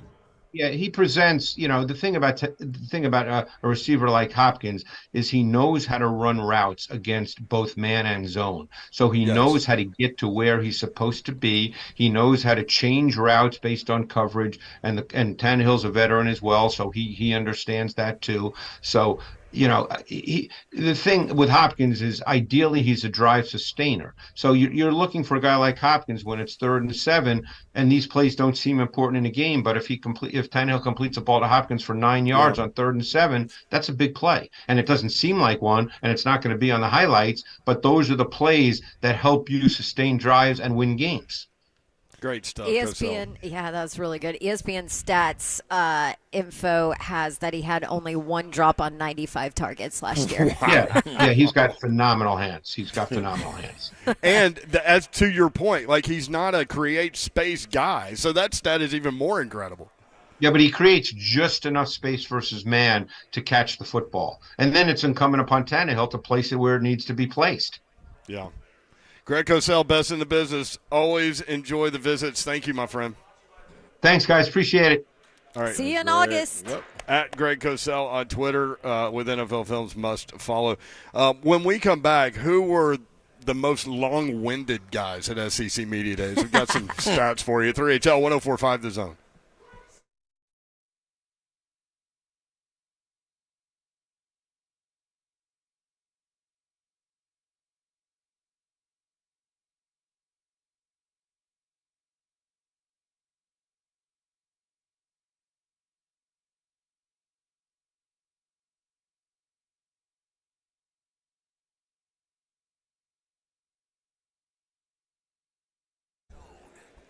Well, you're home for all things internet will be Xfinity and the Xfinity 10G network. The fastest internet with faster speeds rolling out all the time, and it's internet that can power a house full of devices all at once with ultra low lag. So maybe one person's streaming a movie from their room, another can play video games in their room, somebody can work from home, and you can check out your favorite, pro football or college football team's latest roster all at the same time. It is the next generation 10G network, only from Xfinity, where the future starts now. Now through July 30th, new customers, you can get 200 megabit internet on the next generation Xfinity 10G network for just $35 a month for 2 years. Plus, no annual contract required, and you get Wi-Fi equipment included. Go to Xfinity.com/10G.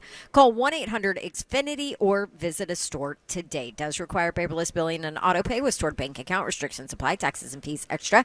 After promo, regular rates apply to internet service and devices. Actual speeds do vary.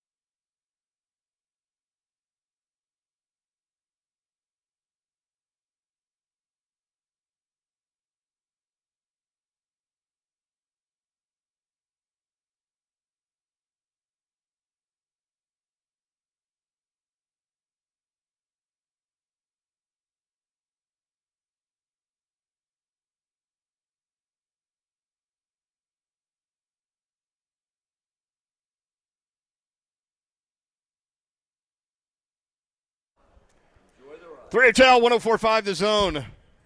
Sports Animals here. We're here. That's about it. It's like a graveyard in here. See David Pascal over there. That's it, though. That is 3 radio stations left. There were a bunch of tables, empty tables. We can get our table we was looking for. I never even noticed that there's a lanai out there. Oh, yeah, me and Babsy hung out there. That's where I had to go to warm up all the time. Y'all both look like raw chickens. I know. Yeah, man. You're It's smart even to not Slay go on the has- lanai, by the way. Why? That's rough on So me. so earlier today, our buddy from Huntsville, Tom Abraham, was standing on the lanai, 2 tiles, boom, buckled in. He almost fell through. Oh, my. Really? Yeah, and he fell down. Wow. What? It's still open. That's a hell of a story. Yeah, I mean, they fixed it. Yeah, They had a guy out there that was jumping on the tile to make sure the tile was good. Let me be that guy. Hey, brother, let me just check this on the high rise. They fixed it, and then they said, hey, go jump on that to make sure it's sturdy. And you see him out there just jumping up and down. Now you got to sign a waiver to go out on the lanai and look at all the construction. Yeah, it's a beautiful shot of the railroad and construction. Did you figure out your escape path out of here? Yeah, the way I was going to take was not applicable. So Where we I going, got to Babs? find a different one. Yeah, it's hard to drive down here. It's also hard to walk down here with all the construction that's going on. 104.5 The Zone coverage of SEC Media Days presented by Spring Hill Heating and Cooling and Advanced Restoration. The F&M Bank chat is open. And popping. And you can watch the show live. YouTube, Facebook Live, Twitter, and Twitch. Twitch, please. Coming up in the 5 o'clock hour, you're going to hear from Ole Miss coach Lane Kiffin talking about NIL, and he goes down the path that Dawn brought up yesterday or the day before. They run Or together. every day. Or every day. Pay them when they get to school. This pay-for-play thing is like, I'm going to pay you this much to come here. And that's the way it's going to be until there is some kind of resolution and parameters put on. I wonder If they are. I mean, Dan Wetzel's like, man, leave it the Wild Wild West. Yeah. What are you going to do? He's all about it. he is with it. I just wonder. I mean, I see his point. Yeah. Wetzel's? Yeah. Yeah, I do. The guys that aren't having as much success with it are the That- ones that are like, That's you so know what I you mean? know exactly where I was going. Yeah. Yeah, like Although Ole Miss's collective is legit. Why are you looking at me like that? I didn't say nothing. I know you didn't say anything. It's radio. You didn't too. have to say anything. Just saying, man. They are the Grove They- is one of the better without- collectives in the country. Without question, who's going? No, they are. They are. Oh, I'll you're repeat back again. on the Yeah, who's going to Ole repeat Miss. again. And see, this is my whole thing with Lane. This is why I don't believe like this is his end destination. Like this ain't his last stop. It can't be. No, it's not. Because these two competitive. That wasn't nothing but competitiveness talking up there. That was Yeah. it. You know what I'm saying? I can't compete. Same thing Saban went through. What was it, 2 years ago? Same exact thing. Like these people want to Because fight, they were man. way He was a behind. Yeah, like, come on, man. You can't let Georgia and Tennessee get the up on you. You know what I'm saying? Like, come on. Bama Nah. caught up quick, didn't they? Didn't it? Make a lot of sense now. Well, and the Yeah. rules and the laws are different state by state, too. Right, Right. true. That's kind of what Greg Sankey's True. talking about. You need some sort of uniform thing. Yeah. Now, That's guys understandable. like Shannon Terry are like, I don't know how you get that done, Right. unless you, and, we've all talked about this for years about the power, whatever, breaking free Yeah. from the NCAA, creating their own thing, Right. having their own government, so to speak, and moving on. I wonder how much that's going to play on, and we definitely not going there, but when election time comes, how much is that going to play in on some of these states, man? It's going to be interesting. I in wonder the about South. that with, and again, like I don't really get into all the politics, That's but what I do see the commercials, and who's the guy that's like, I'm the only candidate that voted against the stadium, and I'm like, is that really a selling point? I wouldn't let it be. Not sure everybody want to roll with that, but who are you be backing for mayor, Babs? You want to go down that path No. on your way onto assignment, where you could just blow through this and move on? I know I'm back. Just drop a bomb and Yeah. go. I honestly haven't researched it at all. I'm back and in I don't Kirby. live in Davidson County anyway, but so there you go. I'm back in Kirby. Kirby for mayor? Oh, Lord, help us all. Where is Kirby? No, not No. that Kirby. Oh, The Kirby real Smart. Kirby. No, Oh, my friend Babs Kirby. is Kirby. Yeah. Oh, Yeah. Kirby. Well, I do. I have a friend who is running for mayor in her I forgot about city. that. Yeah. Yeah. Yeah. We just see. met her It's this weekend. my friend group is all up in politics now. So We all want to be the change. Well, that little soiree you threw at your house, she was all up and involved and in charge. Oh yeah. So I'd vote for her. She made my charcuterie board for me. Hey, Is that how you say it? charcuterie. Yeah, I definitely couldn't make. I'm surprised you I think didn't you ask went me, with- me and Slay to make that thing. Oh no, it would. Oh my gosh! Could you would've been imagine? It turkey would have been on like turkey, peanut butter and jelly sandwiches, like the Pepperoni Kraft, pizza. yeah, like and cheese, then Kraft cheese sticks, cheese slices. Cheese sticks. like Like the old school banquet cheese couple of sticks. peanuts on there. Like, Maybe some goo goo clusters in the corner. yeah, that's what me and my boy rolling with. Oh, man. Although, man, those would probably be pretty popular, though. Our charcuterie board sounded good. It to me, does. man. It does. It really does. That's an idea. 5 longest opening statements at Media Days. Number 5, Shane Beamer, 10 minutes and 50 seconds.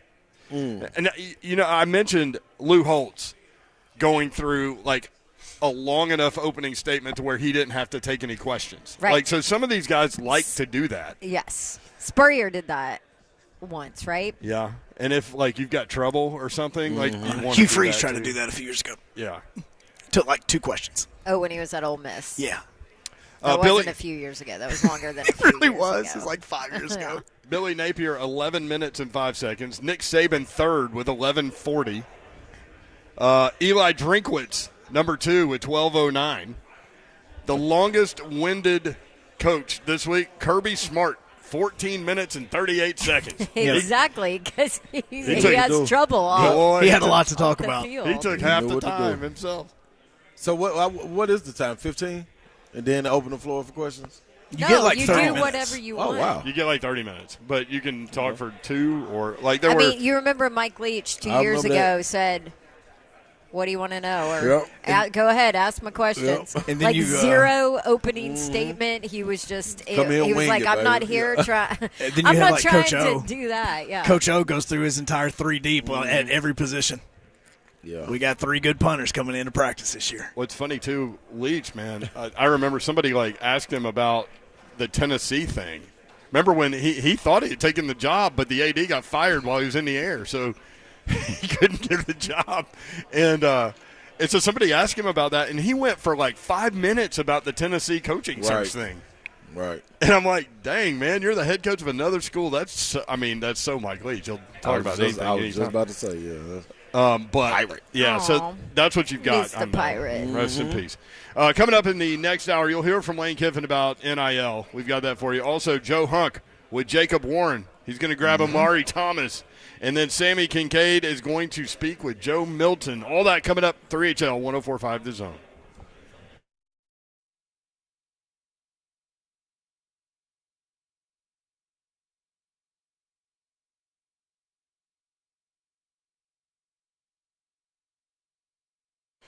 I want to tell you about my friends at Brentwood Jewelry. You've got gifting responsibilities throughout the course of the year. We all do, and these guys can help you. They can be your go-to because everybody thinks, oh, I've got another month before I need to do this. And then next thing you know, it's like 2 days away. So it's always wise to introduce yourself. Go in and see my friends, the Amamali family at Brentwood Jewelry. 7012 Church Street in the heart of Brentwood, just off Franklin Road. BrentwoodJewelry.com is the website. Brentwood Jewelry here to help you pop the question.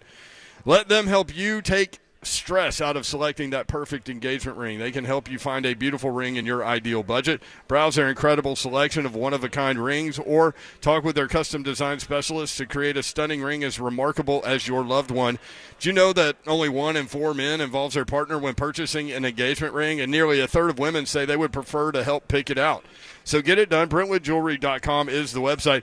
If you haven't already heard, Nashville's premier timepiece dealer, Brentwood Jewelry. Not only do they have the best selection of watches, they also are the go-to spot for pre-owned Rolexes, vintage and current models. You can check them out online, BrentwoodJewelry.com. Exceptional style, exceptional deals every day for more than 50 years. Again, BrentwoodJewelry.com.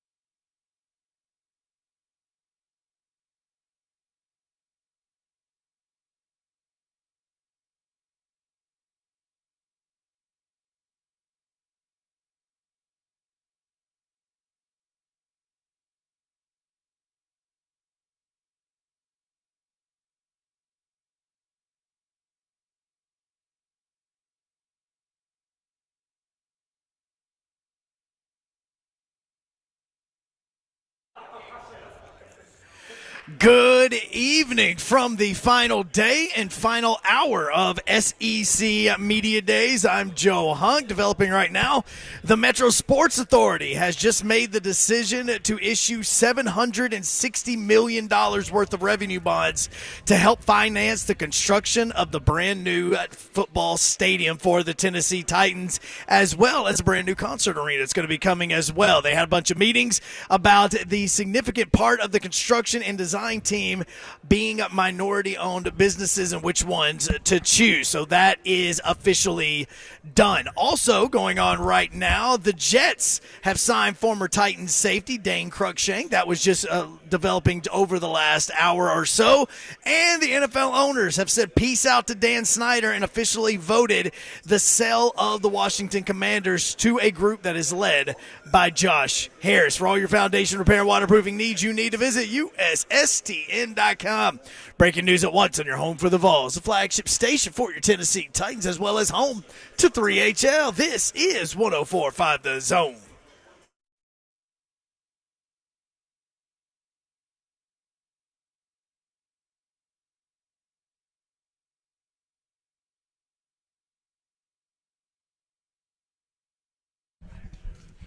HL 104.5 The Zone. Brent Doherty with you live on Radio Row. SEC Media Days concluding today.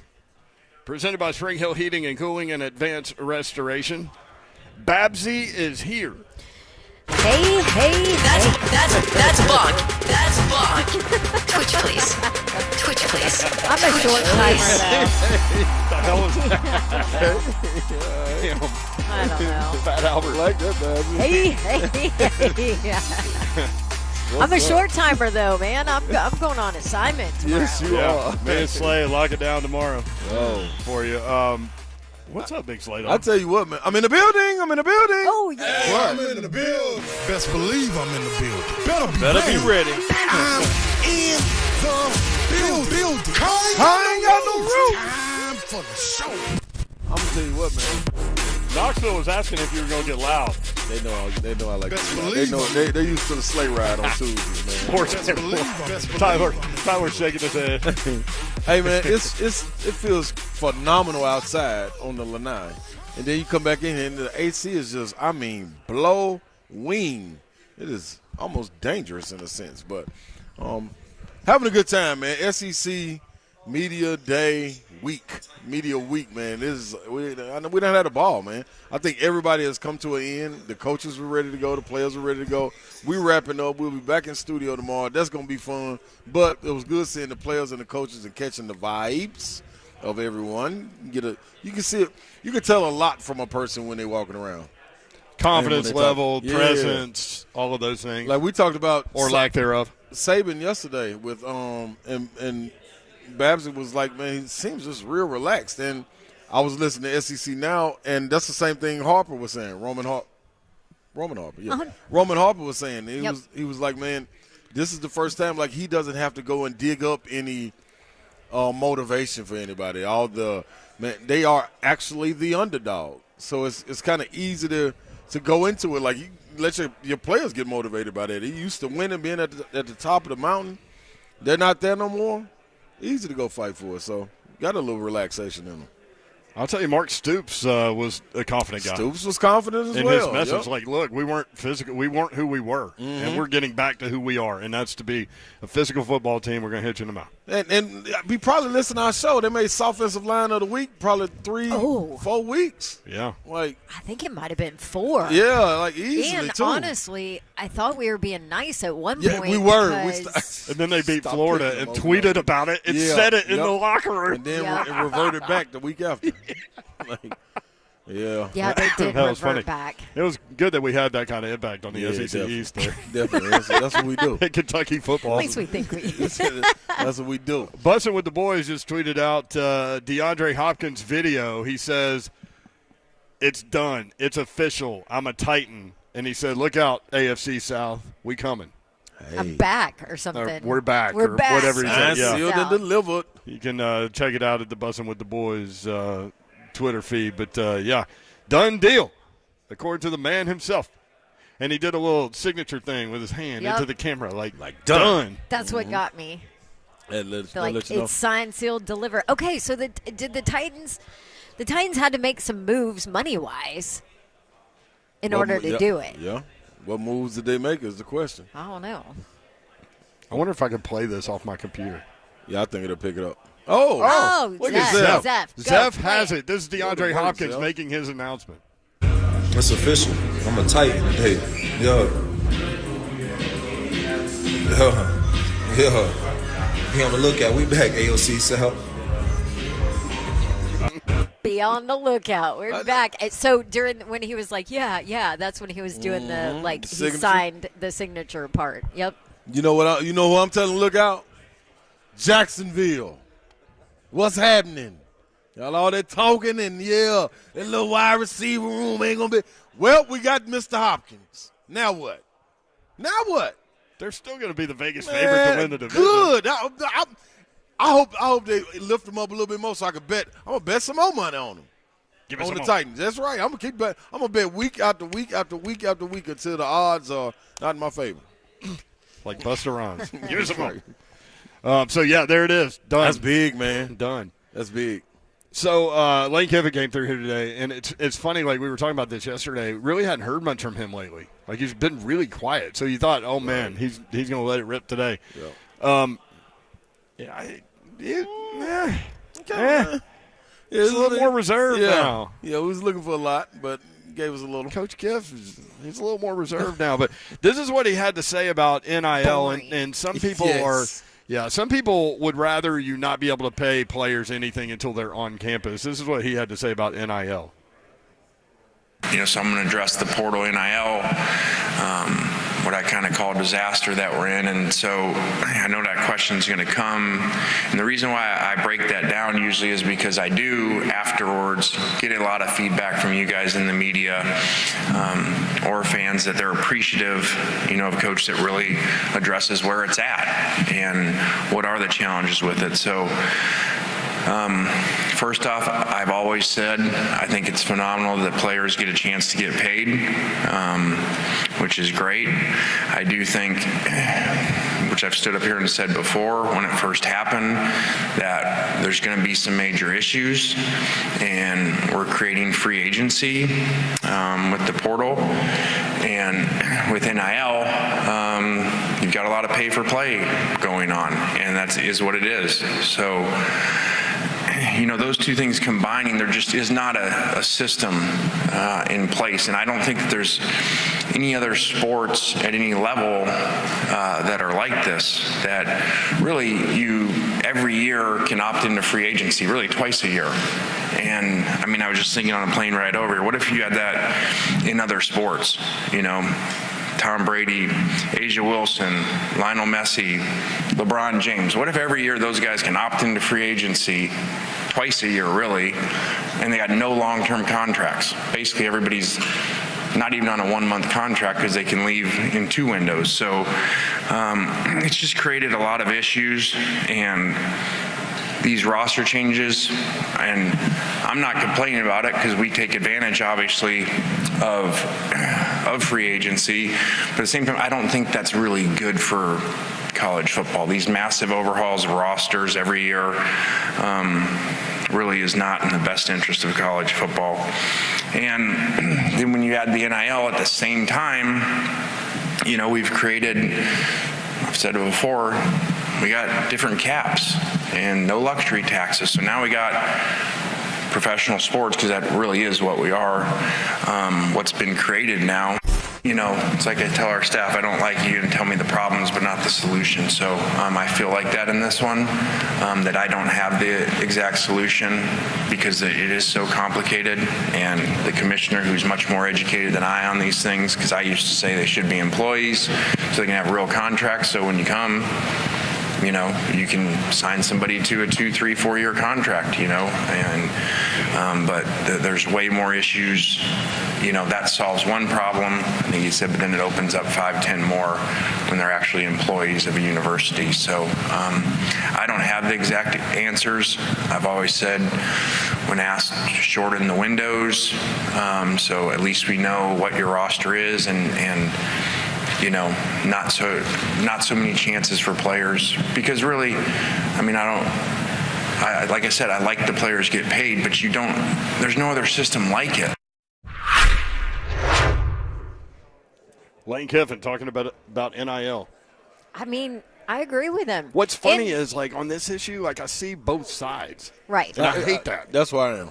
You know what I mean? I totally understand both sides, but it's always easier when you're speaking from only one side.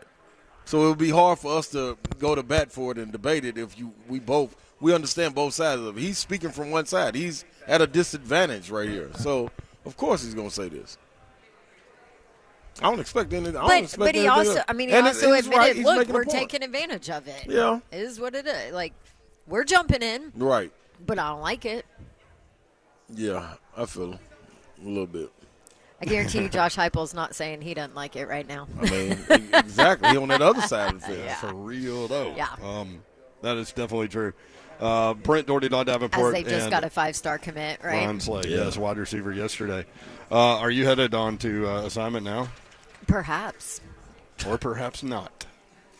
That is the question. All right. More 3HL coming up. You're going to hear as we roll through the 5 o'clock hour from Jacob Warren, Amari Thomas, Joe Milton, Teresa Walker sitting down, too. Yeah, the queen. The Hall of Famer. And we'll do all of that. 3HL 104.5 The Zone.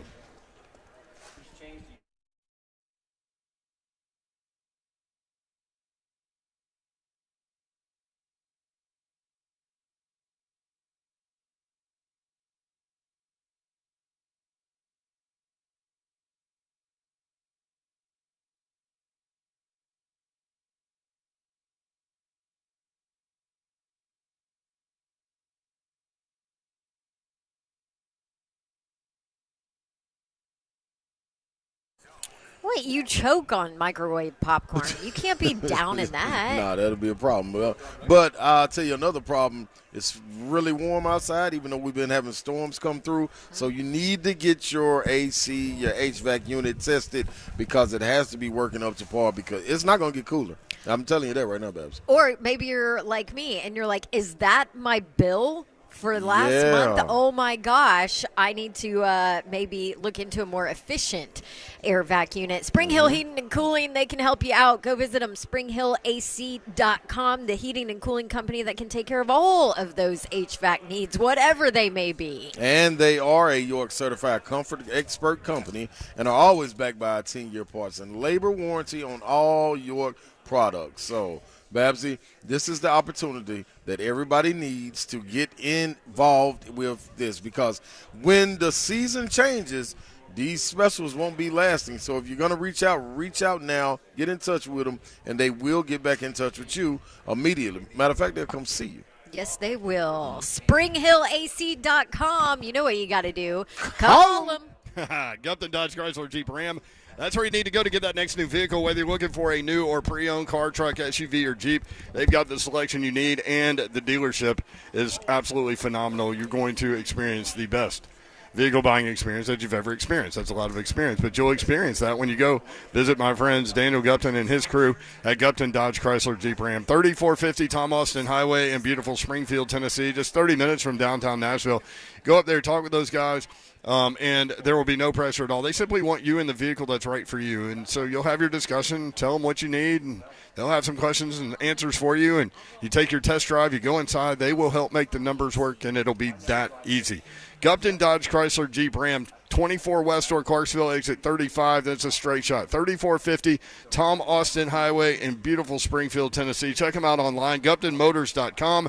All of the dealership information is there. All of the inventory is there as well. That's GuptonMotors.com. Gupton Dodge Chrysler Jeep Ram.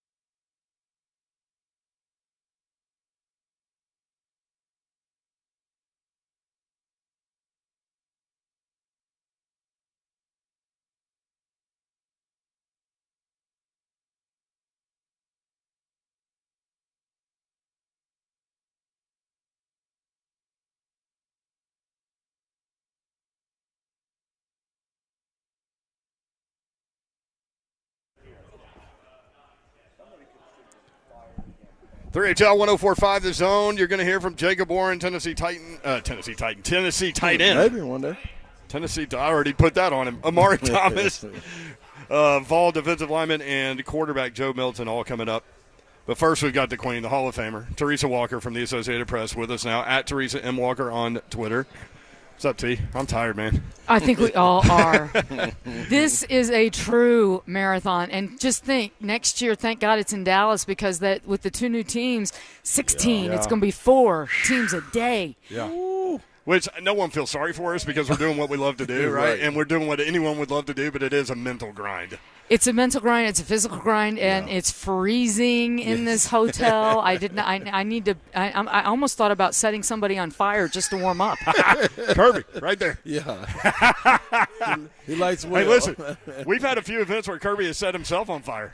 Just one. Just the one time. We smelled burning flesh. Like, it's not something you want to smell. Well, if it warms me up, I'm freezing. It's accepted. Yeah, we can put up with that smell. I'm with you. Before we get into the SEC, your Cubbies, the last couple of days going into this big St. Louis series, 25-6.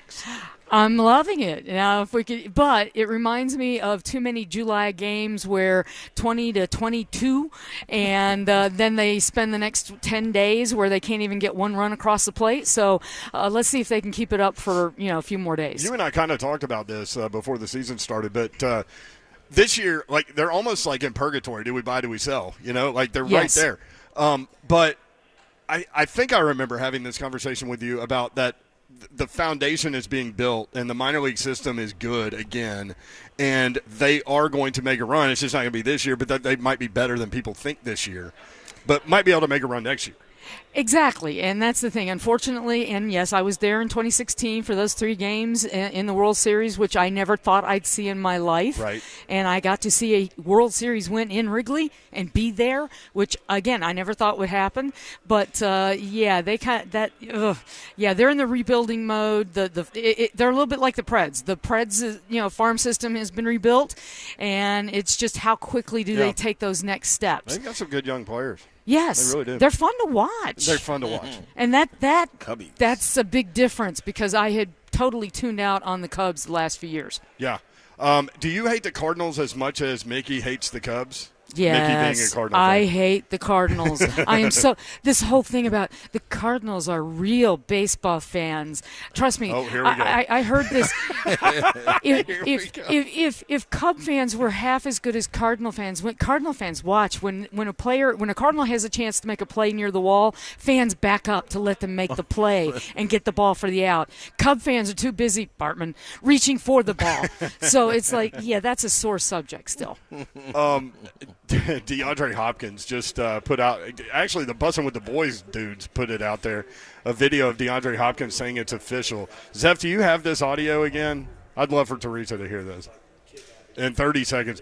Obviously, that's a huge story. We came in here on Monday ready to talk about SEC football, and then we were just dominated by that story, of course, and just such a big get for that wide receiver room and really fills a huge hole.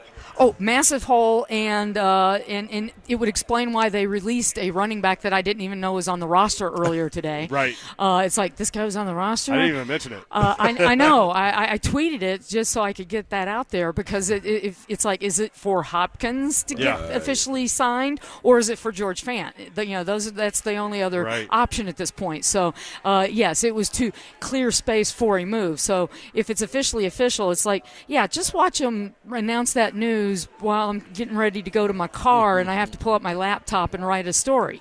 Here's how it went down. It's official. I'm a Titan. Hey, yo. Be on the lookout. We back, AOC Sal. Yeah, on his Instagram Live. Oh, God, I'll have to go check that. Well, at least as long as he's not doing what John Morant does when he live streams himself on IG. Please. Be a veteran. Be the veteran that you are, Hopkins. That's why, hey, Slayman. That's why the Grizzlies went and got Marcus Smart Derrick got Rose? Derrick Rose Exactly. to help grow a very young roster, and most importantly, Ja. Yeah, and you cover the Grizzlies. That's an interesting point. Marcus Smart, I didn't realize it in the moment, but they have the last two defensive players of the year. Oh yeah, and that goes right along with what they want to do. And Jaren Jackson Jr. is a guy who's on Team USA this summer, so I'm expecting him to have a chance to be playing in the Olympics in Paris next year. That'll be really, really good. Oh yes. What did you learn down here this week? Lane Kiffin looks like he showed up today looking like he was on Lower Broad until 5 minutes before he had to be here. Talking season is lots and lots of words. Shane Beamer, it doesn't look like he made, I think he ended up making the cut for the longest again, or at least he was in the top 2. Yep. And his kids told him, don't do that, Dad. Almost 11 minutes long. I know. With his filibuster. At least 2,000 words. And it's like, he covered everything from special teams to, specific players. And it's like sometimes brevity is the soul of whatever. I can't remember the quote, but it's sometimes short is good. Yep. Less is more. Less is absolutely more. Well, I think some of those unless guys, it's less miles. They would rather filibuster and take fewer questions. Exactly, and that's what it is. That's exactly what it is. It's the congressional filibuster, and they do a great job of it. And Nick Saban did, and we got cake references, and now I want a piece of carrot cake, thanks to Nick. But it is Grandma fun. Saban. Yes, it's fun to watch them go on and on and on. Lane Kiffin was good. I heard your last segment, and it's like he made some excellent points about NIL and how they're pros, and the transfer portal. People are like, well, they should, and I'm a proponent. Regular students can change schools, right, and when they want to. Now, the problem is getting grades and classes and credits to transfer, but athletes should have that choice. But, I think I asked Sam Pittman about this, because coaches want that window to be shorter, and coaches would like it to be a 1 week transfer portal window. Why? Because otherwise they've got to go find high school kids to help fill out their roster. And Lane Kiffin's got 40 new kids coming in, combo freshmen and transfer portal, 38 at another school. Wow. It's like that roster turnover. We're starting to see college truly become the pros. And that was Lane's message today, and he was on point. Yeah, talking about free agency. Well, man, it's been fun. Everybody's clearing out of here. I guess they're packing up. What are you going to go do? Sit in traffic?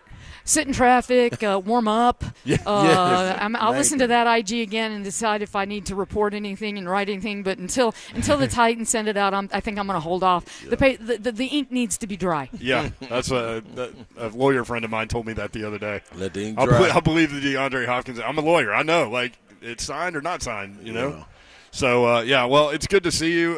Thank you for the time. Always a pleasure. Pleasure joining this illustrious group. The Hall of Famer, Teresa Walker. They call her the Queen. Associated Press, at Teresa M. Walker. If she decides to write about DeAndre, you can find it there. Please. Thank you. Thank you, guys. Thank you. All right. Joe Hunk, down the hall, talking with Tennessee tight end Jacob Warren, who's been walking around here. Really tall dude. Yeah, he is. And Joe Hunk, not very tall. Sorry, Hunk. But Hunk's got him now. You don't have to bend down. Okay, he's making fun of me before I even get started, okay? That's what he's doing. Joe Hunk, the short one, right here beside a tall man named Jacob Warren, tight end from Knoxville. Let me put my mic way up here to try to talk to you because you are a big man. Really, I want to know about these Craven Wings things that you guys have been talking about, because I've been looking at your Twitter feed, and not only have you been promoting some Craven Wings, you've been promoting a vinyl night, vinyl countdown, like a trivia night. What's that all about? Man, just come out. Obviously, like you said, trivia night. We're going to have a good time. Best wings in town. I wouldn't just say that, right? They say fresh, never frozen. Really good wings, really good sauce. Try my sauce 87. It's a spicy lemon pepper. It's my favorite, obviously, because I made it. But yeah, man, it's really good. It's been great working with them. Obviously, you see it all over the place, but love hearing the support about all that. All right, now before he got here, he actually was making fun of me for being short and him being tall. Do you want to get back down that little crouch position again? Okay, so he's like this while I'm fully standing up. Now I get to ask him, how much 70s and 80s music trivia do you really know, though? 0. Okay, like right now, the oldest band that you could think of that you could give me like 3 songs of from the 70s and 80s, what would you say? Is Fleetwood Mac from the 70s and 80s? God, I hope I got that. Yes, they are. Yes, they are. So go for it. Fleetwood Mac, Dreams. I know a lot of their music, but I just don't know the titles of it. All right, don't sing them. Yeah, you can sing them. Go ahead and sing it for us. Hold on, start one off for me and I'll take it over. Dude, this is yours. I don't know Fleetwood Mac. You know Fleetwood Mac. Dude, don't worry about it. I'm not singing. I sang earlier. I'm done. What did you sing earlier? I sang Rocky Top. Okay, that's cheating. What song that's outside of Rocky Top that you could sing right now that I can actually put on the radio where I will not get in trouble FCC-wise?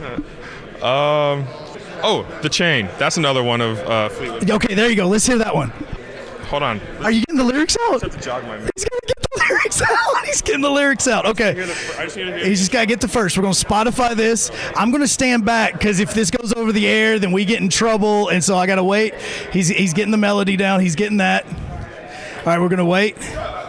Okay, you good? Listen to the wind blow down, sunrise, something like that. Yeah, that was good. All right, now, see, there we go. All right, before we wrap up with you as we're about to roll, you talked about your wings. Yeah. The man that I'm about to throw this back to is the one you just said hello to just a few seconds ago, Ron Slay.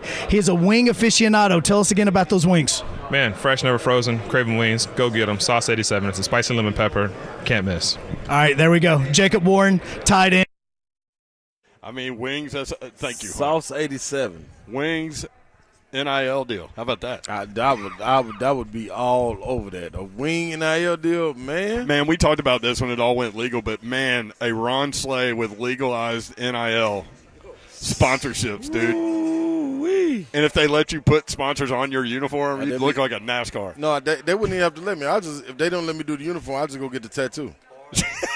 And whenever the sponsorship is up, I'll just get something else over it. Oh, man. Look, Hunk's got another guy from Tennessee. Omari Thomas. Oh, the big O. Is with the Hunkster. Joe Hogg standing just randomly right here in the middle of SEC Media Days. Just a big man beside him. Literally, it's in his name. Big O joining us right now on 3HL. Great. This guy is huge, but I'm going to talk to him about one thing that I don't know how many people are talking to him about, and it's about that little baby that you were holding from the East Tennessee Children's Hospital. Tell me about that. It was amazing. You know, we just have such a good connection with the hospital.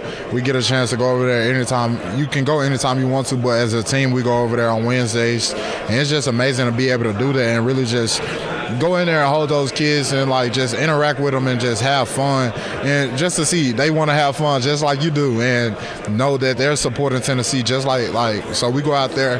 There's just something else that puts on your mind that you're able to play for. He also did a school drive for supplies and all this other stuff. I know you just did it with your first one, but what's the reason behind it? What idea came from this? Why did you choose to do that? I actually started a nonprofit with that. So it's O Cares Foundation. Who cares? O Cares. And with that, I just wanted to use NIL in a brighter light rather than buying a lot of things. Just give back to the kids in my community. It was actually at the elementary school that I went to, so it was good just to be able to be in that situation, and I be blessed right now. I had an opportunity to give back, so I really enjoyed that, and it was very fun of me just to be able to have my first, and it was so thankful for my support that everyone who was with me, who helped, sponsors, from the behind the scenes of it. It was just so important to them as well, just so they could see my vision throughout the whole thing. Where did the vision come from? Like, what's the genesis of that? Yeah, it's just, that's the type of person I am. I'm always giving back. I always want to be able to help other people, putting other people before myself. That's how my mom and my dad are. That's how my whole family is. That's the type of people we are. We don't believe in putting ourselves first, because everything that you give to someone always going to come back around to you. And I'm a firm believer in that. Just no matter what, like, you do something good to people, it's like the golden rule: treat people how you want to be treated. And I just believe in it. All right, so NIL, you're trying to do good things with it.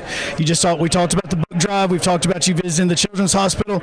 If you could do something massive, I'm talking about huge, that goes towards these things that you're trying to do with NIL, like, what's that goal for you? I would say just if I was able to do like a massive idea, probably I would do a concert.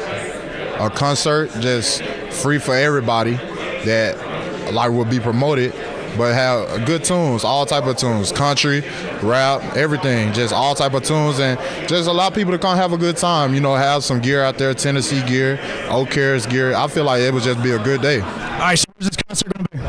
I mean, it's your vision, bro. Whatever you can say, Nealon. Yeah, I mean, it would be tough in Nealon. I think you just gave me a great idea. Okay, I'll take 10%. You and I can work together for this. Also, you said some bands. What are the bands? You got to have some local artists, so we'll get. But I feel like you got to have Morgan Wallen. Like, I think Morgan Wallen supports Tennessee. He always at the games. So then you bring some rap guys who from Memphis, of course, just because that's where I'm from. So I think just all around it'll be a great day. Final question for you, Memphis guy. We're in Nashville, and he plays in Knoxville.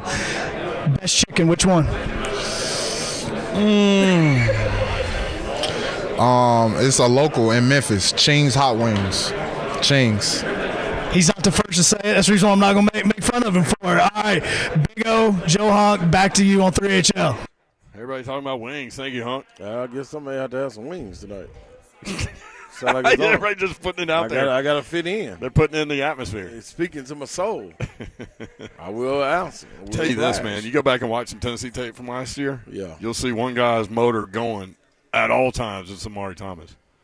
All day long. All day long. Looking forward to seeing him. Big fellow too, man. Looking forward to see the guy you're going to hear from next after the break, Joe Milton, Sammy Kincaid going to catch up with Joe Milton, Tennessee quarterback. That's next. Stay tuned. 3HL 104.5 The Zone.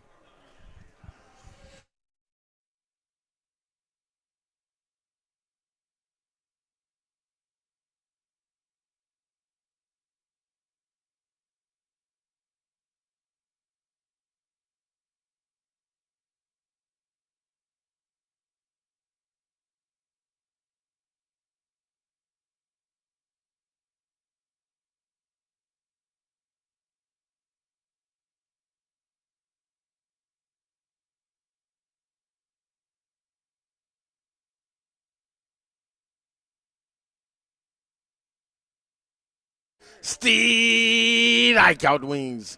You got to get over there and get you some, man. Why wouldn't you, man? I told you on Tuesday, 69-cent wings everywhere, and you got to take advantage of them. But now you got even another, and I said another special going on. The lunch combo special every single day from 11 a.m. to 3 p.m., $8.99 lunch special. Can't miss that, man. I know school's about to be back in, so make sure you tell your kids that's going to school, going to college, whatever it may be, man, get down there to Strikeout Wings. 123 Ewing Drive is a location. 3961 Nolensville Pike is another location right there at Plaza Mariachi. Also, Midtown Foods right behind Martin Luther King High School is also where you can grab the great, phenomenal, the best wings out. Steve Ike out wings. Yes, indeed. And they do have the Ron Slay. That's the sweet and sassy with the lemon pepper drills occasion. Ranch fries with the cheese mustard on top. Also get some Kool-Aid to wipe it on down. Not wipe it down, wash it down. Wash it down, man. I promise you. It will not lead you wrong, man. Lemon pepper Cajun is another flavor of mine. But they also have hens. Hens are coming, too. I'm going to get on out of here, man. It's Steve Ike out wings.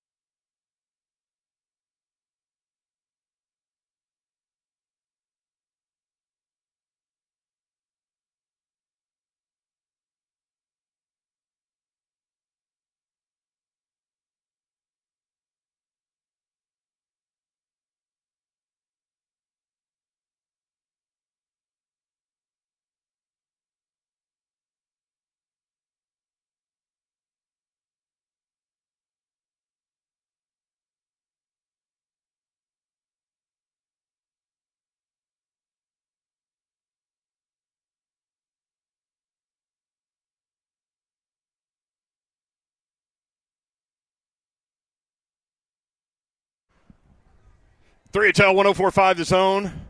Last two standing. The last two, we did it. Don Davenport on assignment. Ron Slay and I. She's playing hooky. And we were talking during the break, man.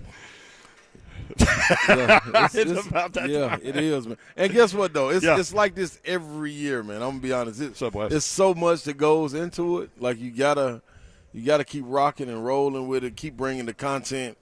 But, man, it's yeah, hopefully you guys have enjoyed it because all of the shows have worked really, really hard to produce. I sure hope so. Content for y'all this week. And we'll be back in studio tomorrow, and we're looking forward to that. We're going to talk with Mike Jarecki from Arizona Football Daily about DeAndre Hopkins, what he saw from him last year. Our friend Liz Allison is going to hop on, talk a little racing. Mm-hmm. And it'll be Trash Talk Friday and Friday as well. Sammy Kincaid down the hall. Got Tennessee quarterback Joe Milton. Yeah. Okay. Sammy Kincaid here with Joe Milton. Joe, I told you I got some intel from some of your coaches. I know that you guys play a game before you start your actual game with the coaches, some of the analysts, and I heard that Mitch has the best hands. Is that right? No, absolutely not. That's terrible. I don't know if Mitch got that information from, or he told y'all that information, but no, he do not. If we go back to last season, I think I won the most hand catching games. Also, the one hand catches in the red zone, I think I caught more than anybody.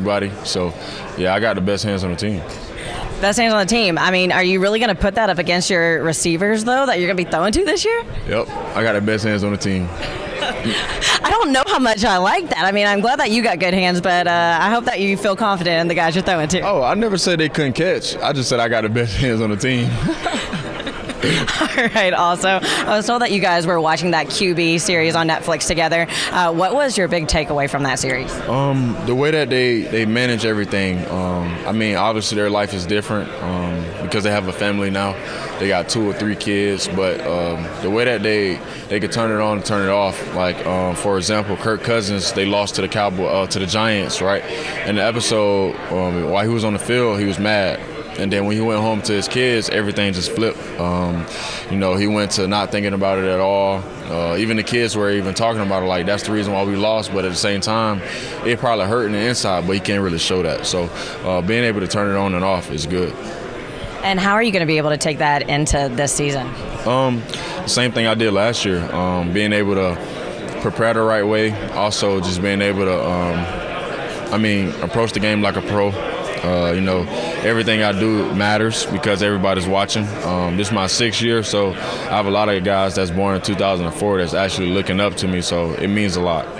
And whenever you're talking about this team, and everyone's talking about yours and Hendon's relationship. He was here earlier in the week. This team, you now got KZ that's back, Heupel in the quarterback room. What does it mean to you to have guys that have been in Heupel's program before and have embraced that family atmosphere, and now they're even pouring into you? You see things different. You get different knowledge. You had guys like KZ, for example, that played in the offense. Instead, you had guys like, not the bash coach Golish, but he didn't play in this offense. He only coached it, right? But it's a little bit different coming from KZ to Golish, So just having him in the quarterback room and having Jack in the quarterback room as well that was at Seattle with Drew, it's just great. It's just different knowledge, different terminologies, different brains thinking as on one page. So it's great. Well, I appreciate your time, Jeff. No problem. Thank you. Thank you, Sammy. There's a height discrepancy there. Oh, without question. Joe looked good, though, man. It looked like he kind of slimmed up a little bit, too. He looked like he slimmed up a little bit. Yeah, that's like it. I'm interested to see how composed he is in the pocket. Maybe 6'5", 230. Yeah, instead of 40. Yep. What did Coach Mack say about Sammy? She's 4 foot nothing. Yeah. And he is 6'5". Every bit of it, too. Hair and all. Tennessee quarterback Joe Milton today on wide receiver Squirrel White. Quote, "I think he's faster than he was last year. I didn't think that was possible." It's not. You don't expect stuff like that. You only see that with guys like Tyreek Hill and stuff like that. So he has cheetah-like speed though for a college guy. He's a college cheetah. I thought you made a great point earlier. These guys coming up are the guys that he runs progressions with during practice. Yep, in the past. So the familiarity should be there. Yeah, it should be, and the connection, like You saw the connection with him and Ramel Keaton. Like Hyatt didn't play. Did Tillman didn't play either in the Orange Bowl, did he? Mm-hmm. I'm not. Yeah. So that's why you saw Ramel Keaton getting a lot of the catches. Also, Brew McCoy.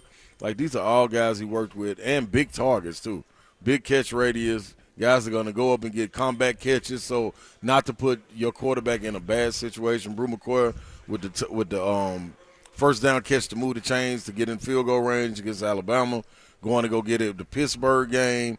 There's so many different instances that they showed that they can make plays. So gonna be good for old Joe. Bazooka Joe. Bazooka Joe. Josh Heupel saying Brew McCoy is completely healthy now. That's great. That's real good news. Which is good. Milton on the hype around him and Tennessee going into 2023. Quote, "It's all just words until we go out there and do it," end quote. Gotta love it. That's leadership. Gotta love it. Yeah, look, we done talking. Ain't nothing to talk about. Let's go to get some work done. Milton asked about taking a back seat when UT went from hoping to win to expecting to win. Quote, "I was a passenger.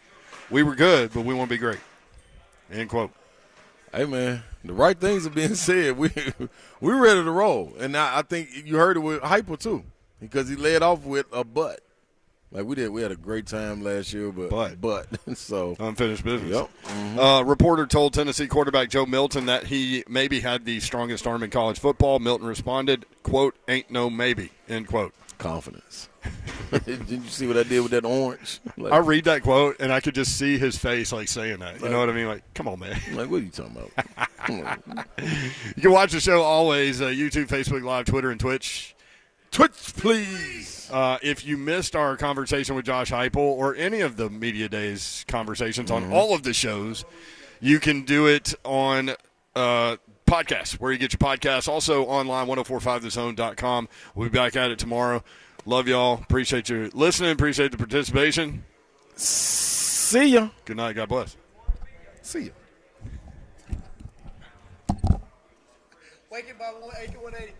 Brought to you by Waking 180.